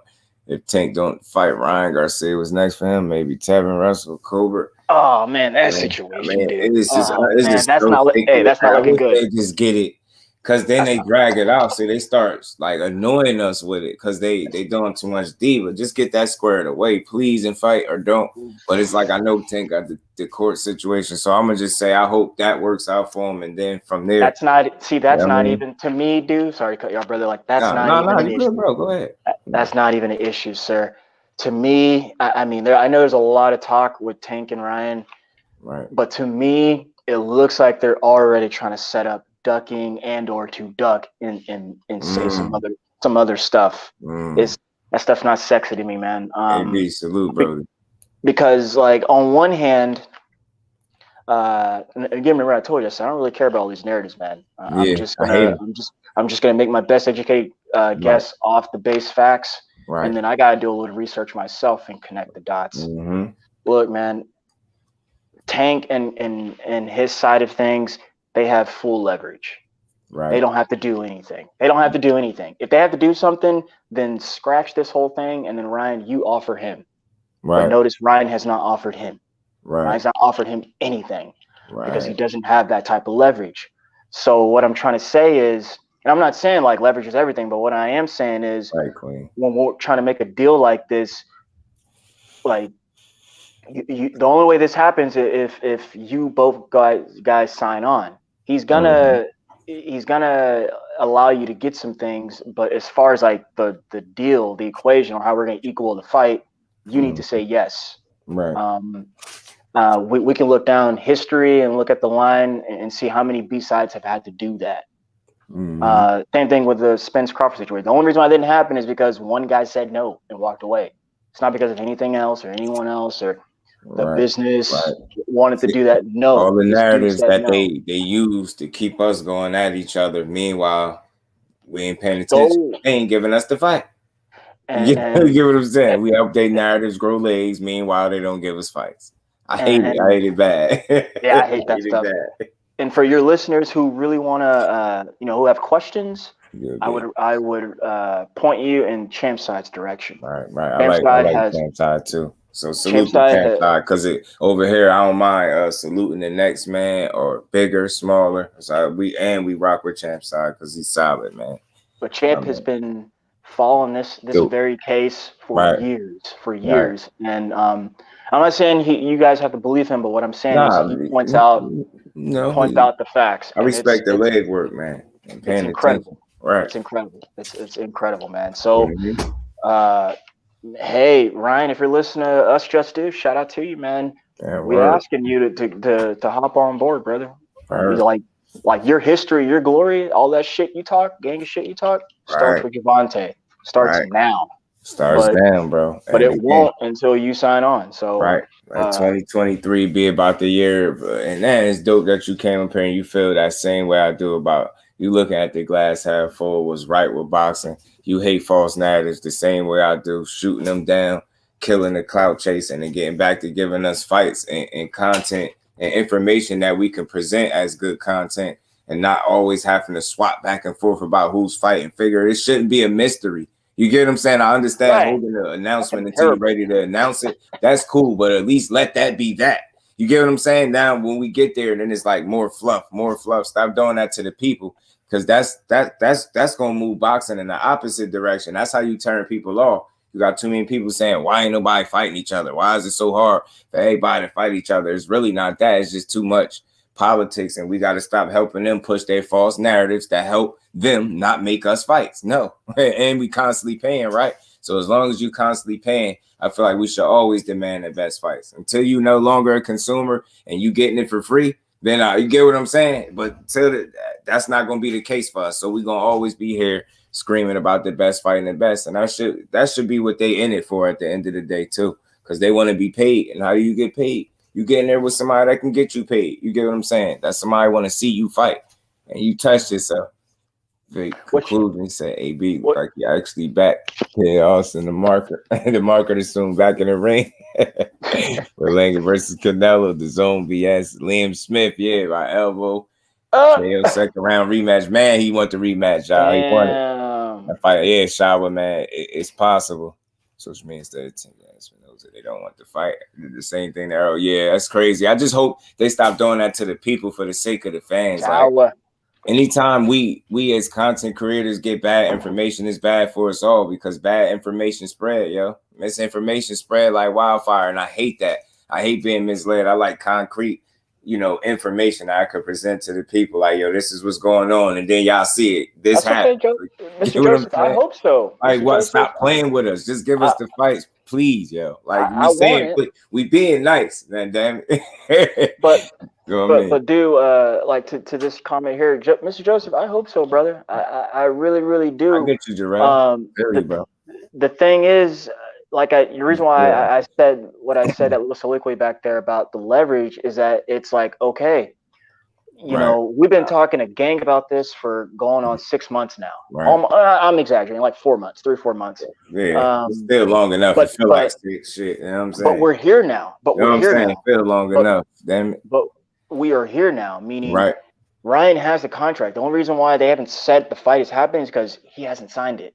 That is absolutely ridiculous. Yeah. Anything, if you told me anything other to why he can't do it, that's an excuse. Yeah, it's an excuse not to give us a fight. Right. And we can't push that. And that's where the false narratives grow. By us backing the excuses for a fighter that you like them so much you're willing to push a narrative that you know is false, that's damaging to the sport. No, let's hold people accountable in terms of having the right conversations that do that. Sign one more thing to add, man, get in that ring and take one more thing, like, man. And we've been asking for it. We only ask, and this, you know what's crazy? We only asking people to do what they say they're gonna do. Right. So I was gonna say one more thing to add is now we're 8-9 weeks out from the date they said, not us. Right. They said that date, talking about Ryan and company. Right. You said April 15th, April 20th, whatever it is. Dog, we're 9 weeks out from there. Right. What could be the holdup now? Right. The guy who gave you everything you wanted. Right. The guy who offered you. What else can he do?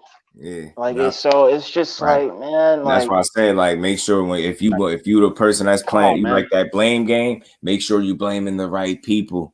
Make sure you blaming the right people. If that's what you want to do, I hate the blame game because we never get a fight that way. They don't get you a fight. Right. Even if you are right about what it just don't get us to fight. I like to at least have a conversation that sound like it could get us a fight. You get what I'm saying? Not whose fault it is, but if we got to go there, then right now the ball is in his court and he got to deliver. I don't want no sideways tweets trying to make it seem like it was Tank. I remember y'all act like you couldn't get no answer from him and nobody on his team. Now you fast forward to now, we know that ain't true. And look what's going on. You're playing with the people once again, bro. Berlanga fight words on Fight Hype. Yeah. Oh, yeah. I'm going to check that out, man. Appreciate you, bro. Appreciate all the family, man. I'm going to be here for... Let's get to the 3 hour mark, at least, family. If y'all mind, we're going to rock out to the 3 hours. Yeah, let's do it. Let's do it, man. Salute to the fans. Salute to Steph coming up, cooking with me, man. Appreciate you, bro. Yeah, thank you for letting me come up, brother. Yeah, always, man. What do you think about Berlanga? Now he man, real quick. Yeah, we could mention that. We could chop it up on that a little bit. So that's why I wanted to ask, what y'all think about him going to the match room in DAZN? Ain't that right? Where he at? That's right. I wonder how they're going to match him up. And again, what's the most interesting thing about it is I wonder what his decision. That's why I'm going to go do some more homework, y'all. If I find another reason to be live again, trust me, I will. Y'all know I done it multiple times with 3, but we're going to see. I just want to know what led to this decision and how they're going to match him up, because from what I read, directly from what I read, they said, he wanted to move at a pace that they didn't feel like he was ready for. So he kind of wanted to stay on what I think he feels is this fast track, I'm guessing. And they was like, Top Rank was like, they wanted to pull him back from himself a little bit.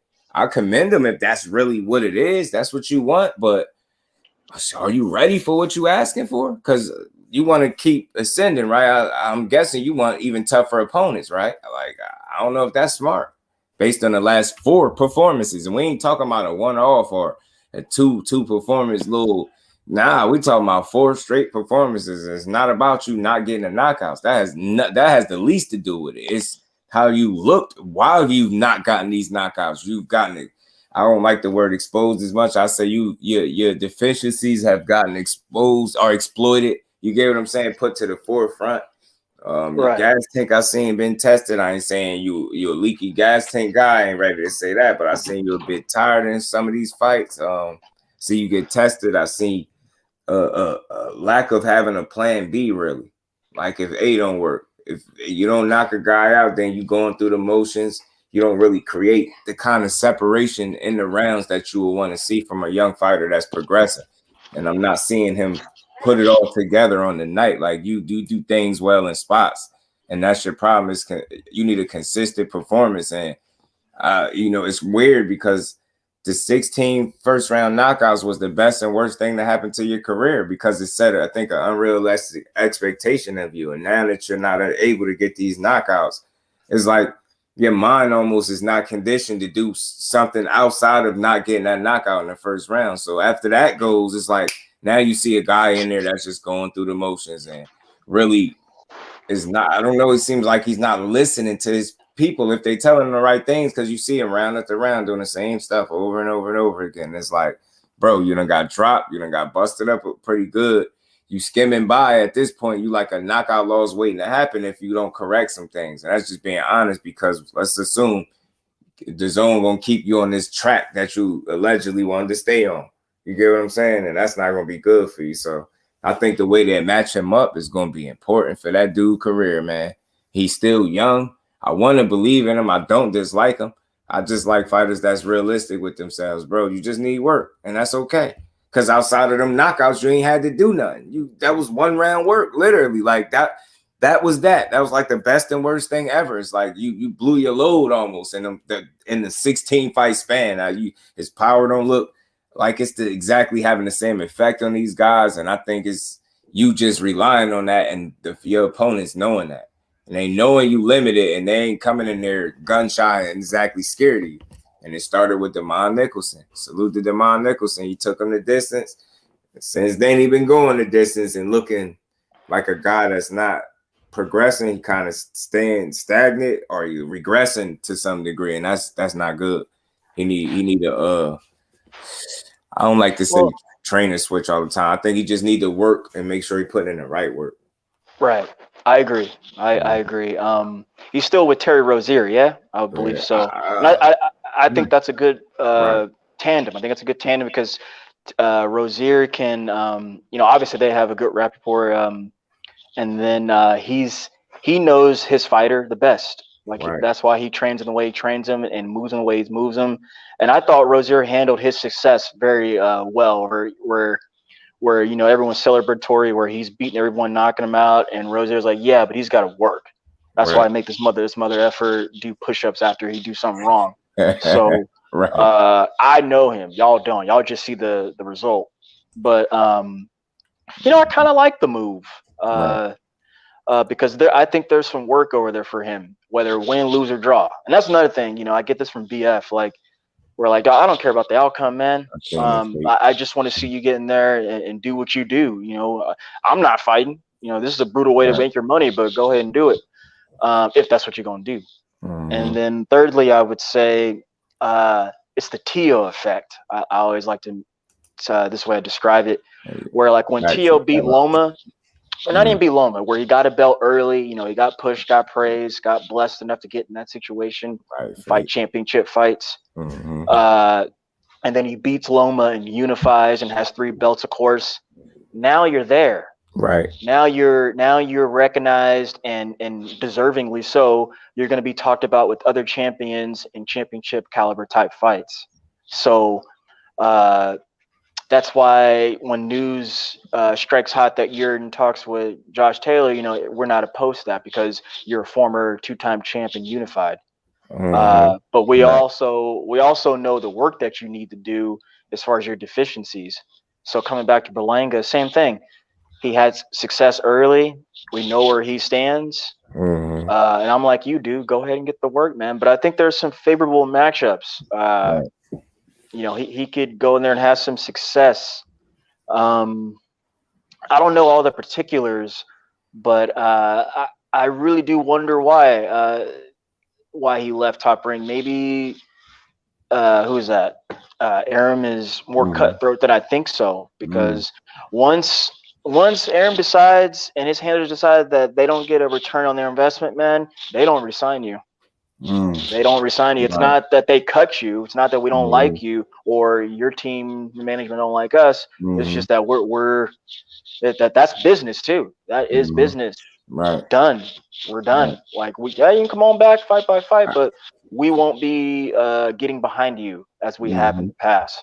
So that I'm curious about that. And then look, man, Ed, like you said, he's young. Right. And he can fight. Like, I mean, he might not be the best fighter, but he can fight. We'll see. I don't see him beating champions. Guys like the top guys at 168. No.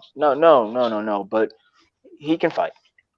So I'm trying to think. Like honestly, I would like to see him and John Ryder go at it, or any of those UK guys. And by the way, I am not high on UK boxing. Man, they just like Killer Instinct, no disrespect. Very vanilla game plan. They just cool with going rounds with people and kind of boxing out. It's just a lack of Killer Instinct really wanting to get in there and hurt like that. I don't be seeing that. Them fights really be lacking, making me tired watching them. You know what I'm saying? I'd be like, and then the commentators make it all the worse. It'd be like, bro, is this golf or is this boxing, bro? I'm getting sleepy, man. And he's talking about to talk me to sleep.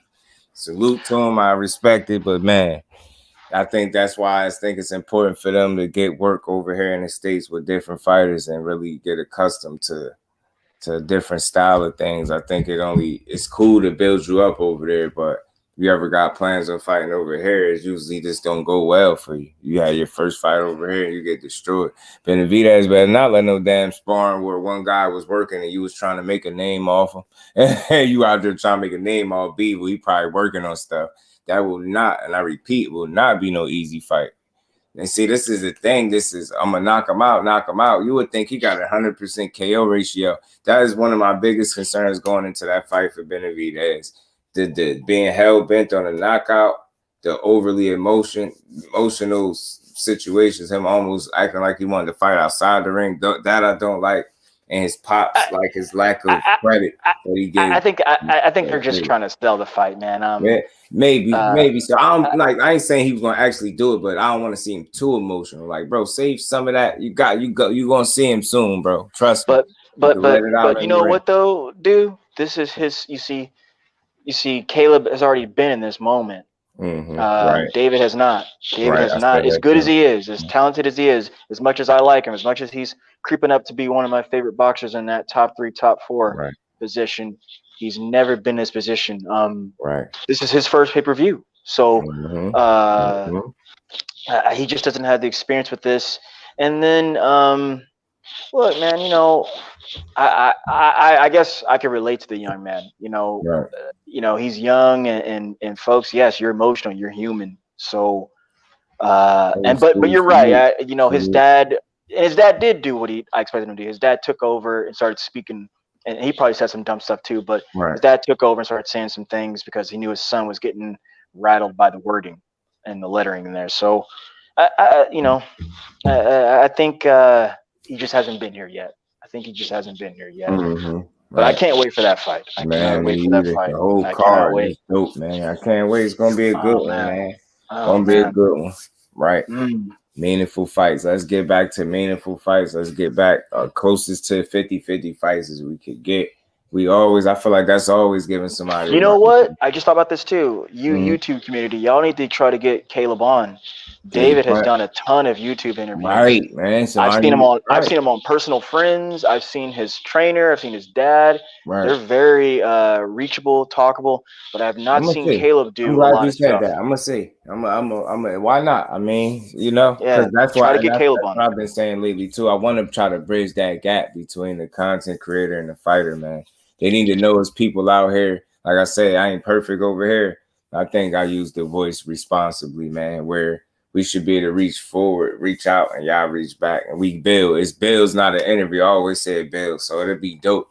And like so far, I got 3, under my belt with more to come, And salute salute to Jahan Ingram, because he did DM me last night. And I just want to say this too again in this stream for people that, because he said he listened to the stream. He said when he said Tank can't box, he said he should have said it differently. He didn't mean that. He said like a Hindu or a Shakur side. He said he should have worded it different, but he was positive, man. He also said he'd be willing to come up here and cook once he get I think his exhibition out the way, and I think he said London is gonna be in. So whatever on his time is cool with me. So when he free up time for it, we gonna make it happen.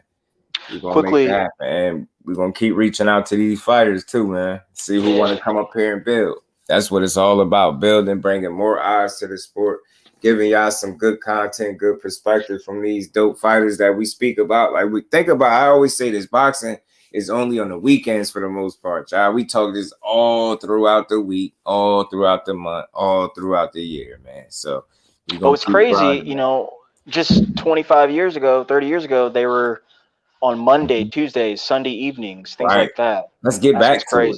Why not? Right? I do like the Sundays. I do like Too a much Sunday evening boxing fight. is a good problem to have, man. Too much, but let's Appreciate be. Every time we turn around, I would love for it to be like that. I swear I would, because it's already all year round, so there's no reason why it can't be like that. Because if you think about it realistically, if fighters were fighting it 3 times a year at least, think about how much more fights that'd be. If everybody at least stayed on par with that, you got people that's fighting more than that. You especially them young prospects that's hungry like that. You get what I'm saying? These dudes have 5 or 6 fights. But, you know, let's talk about the guys the major guys are the ones that have been around at least 3 a year. Everybody, nothing less. That's so many more fights to be accounted for that we get, man. And it's possible. It's just all these politics that need to die. It's always going to be a part of the sport, but it don't need to impact the sport the way it's been doing. Like that should no longer be a reason we don't get the fights. And for the last thing I'm going to say, like one of the most stressful, that side of the street, still and all, everybody in here, please, can somebody please give me the address to the side of the street? Please. Please. That's right, dude. You always say that. Find the address. I will start believing that it's a real side of the street. Until then, that's something that was made up to try to justify not giving us fights that they're supposed to give us. I don't even want to hear network stuff no more, because you got people saying they willing to work with other networks. Well, let's start holding people accountable, because it's talent at every network and every stable, right? There's no reason, no side of the street. Y'all don't have an address on it, man. Lead that's dead. Kill that narrative and start giving us fights. These promoters need to work together. The networks need to work together. It's the only way we're going to get the fights. It's just no reason. If guys is in the same weight class, they healthy, willing and able, and they talking like they want to fight, it should be nothing stopping that. That's where I'm at. I don't see no reason why all these fights can't happen. If you're in the same weight class, I want to see it, man. I just don't want to hear sides of the street. And again, man, find the address on it, please. I'm pretty sure you let somebody tell you're gonna find a PBC address somewhere. Nah, find me the real actual address to the side of the street, and I'll start believing that that's one reason why we don't get fights. That's a good reason for not giving us fights. It's imaginary. We need them, man. It's far too much talent on both sides of the street, on every side of the street, not for them all to mix up at some point. Casey, what's going on, bro? How you feeling, Casey? What's going on? Damn it, man. Appreciate you.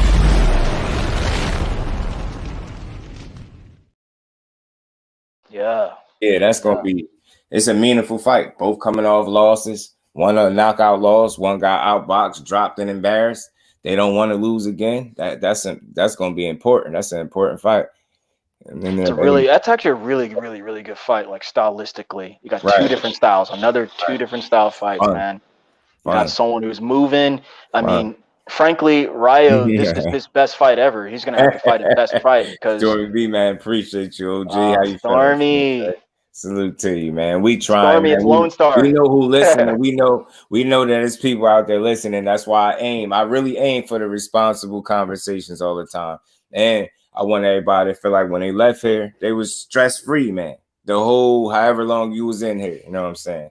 We taking the stress out of the conversations, putting the entertainment back in the logic. We bringing our logic and our reason with us, you know what I'm saying? And we being big boys about this boxing talk. That's why we're going to reach out to some more people. Like I said, I'm trying to bridge the gap. I'm not one of them people that's like, I don't interview fighters. I don't want it. Nah, we ain't going to do that. I feel like if I could talk about you every day, I could reach out to you. That's how I look at it. You know what I mean? If I could, especially in a responsible manner, you ain't going to agree with everything I say, but I ain't going to be up here tearing you down. So as long as I stay away from that, you know what I mean? I can't make everybody happy, but I ain't going to be up here just dissing you for no reason. You know what I'm saying? We will hold you accountable, though. And we will demand that fighters stand on business. That's all. You know what I mean? That's going to lead to the fights because pretty much everybody bad, right? That's how they talk. In boxing, everybody tough, right? So we just want to see them fights that allows y'all to prove just how tough y'all are inside the ring, of course. So salute to the family, man. Salute to everybody in the building, man. We hit the 3-hour mark. Salute to Steph coming up here, cooking with me as always. You're always welcome up here as well, bro. Salute to everybody in this chat, man.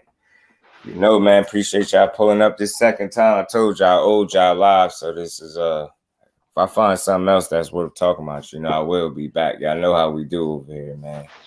So man, hit that like, hit that subscribe. Much longer stuff. Like I said, I appreciate you, bro. You always welcome over here, man. All right, brother, man. All right. I'll see you around, okay? Definitely, bro. Appreciate you. Yes, sir. God bless. All right. Chat. So again, man, appreciate always the dope vibe, dope energy. Hopefully, y'all got a nice, solid conversation as always. Y'all know how we do anyway, man. So I appreciate y'all. It's been over 3 hours. I think we've been salutes to the Sensei Stormy B, man.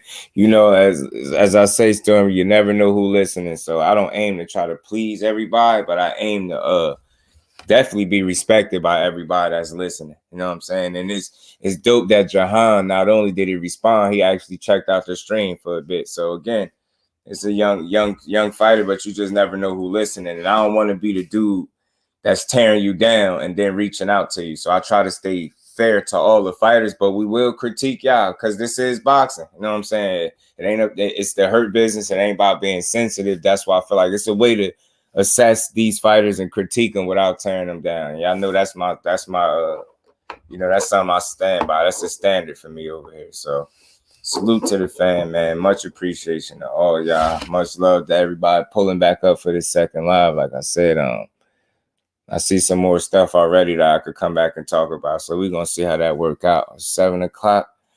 It's not too late, man. We're going to see, man. We're going to see how it work out, man. But salute to boxing. Boxing is winning. Again, Kid Austin, man. I'm going to revisit that because he got it's an interview he did with the Boxing Voice that I wanted to play, but I ain't going to play it now because I'll be here a whole nother 2 hours, man. I don't want to keep y'all here too long. So I'm a continue this on the next one, man. I'm gonna revisit this. I'm gonna play the interview from this guy and let him talk his talk. Again, the reason why I highlight, you know, these fighters in these interviews, because it's always something that they say inside these interviews. And I feel like as long as I'm holding these fighters to the standard that they setting for themselves, like if you can sit up in multiple interviews, call a fighter's name and keep saying this is who you want to fight, and I look at that to be a good fight and a real test, I'm going to just demand that you fight that guy or at least do something about making that fight happen. You get what I'm saying? You go in 3 to 4 interviews, keep saying you want this one and that one. And you said, you know what, Devin Haney know what happened in the sparring sessions. You get what I'm saying? You said something about Keyshawn again. I don't think he's doing this to be disrespectful. I think he's trying to bring the right attention to himself. And I do think he believes in himself. He young, he hungry. And I think the sky's the limit. He just got to stay in the gym. He got a lot to learn, but he's still a real good young prospect. You get what I'm saying? Keyshawn Davis is a real good young prospect. You get what I'm saying? He got a lot to work on, but they got time. They young. Kid Austin is a baby in the sport. Just like his name suggests, Kid Austin, he's a kid. You know what I mean? He's learning. So he's a learning kid. He's a smart, young, talented kid. So let's see if, you know, he really stand on business and really go after one of these dudes. Because, again, he with Oscar. Let's see what Oscar do. Let's see how Oscar move this young king along. Let's see. You know what I mean? Salute to Breadman Edwards. I think Caleb Plant adopted that Breadman energy, and I think as a result, he going to expend less energy than what people think in that David Benavidez fight, and I think it's going to allow him to be around a lot longer than what people think. I'm starting to feel like the gas tank ain't going to be much of an issue. You get what I'm saying? But we're going to have to see. I mean, salute to Edgar Berlanga. He got another opportunity. He signed with Matchroom. Let's see what Eddie Hearn got in store for him. You know what I mean? Let's see how things work out, man. And again, I'm going to revisit this interview that Kid Austin and his pops did, because he had some interesting things to say about Devin Haney and Keyshawn Davis again. And it was a newer one. So I want to kind of play it while I still new, but I'm going to do it on the next live, y'all. So salute to the fam. AB is back. He focused, man. Hopefully he go out there and make the most of his opportunity. Salute to Michael Williams Jr. because he got an opportunity of a lifetime. So he could change his career with a win over AB. So this is a big fight for him. I mean, so salute to boxing. Boxing is winning. Salute to my chat. The best chat in boxing. The best chat in this community. Kello, salute. Mike Biggs, appreciate you, my bro. Shower Allah, salute. Queen, appreciate you. Ash, my family, how you feeling? Mike Biggs, see all y'all. Appreciate everybody. Y'all punch that like button on the way out. And we're going to keep grinding, man. It don't stop. Like I said, if it don't get too late and I put something else together, I will be back. But salute to everybody that pulled back up for the second time around. And we're going to keep grinding, man. So I'm going to let y'all get up out of here.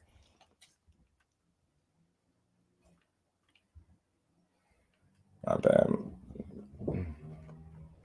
Oh, man. man. So hit that like button on the way out, family. So again, we gonna get up out of here, man. Peace, y'all.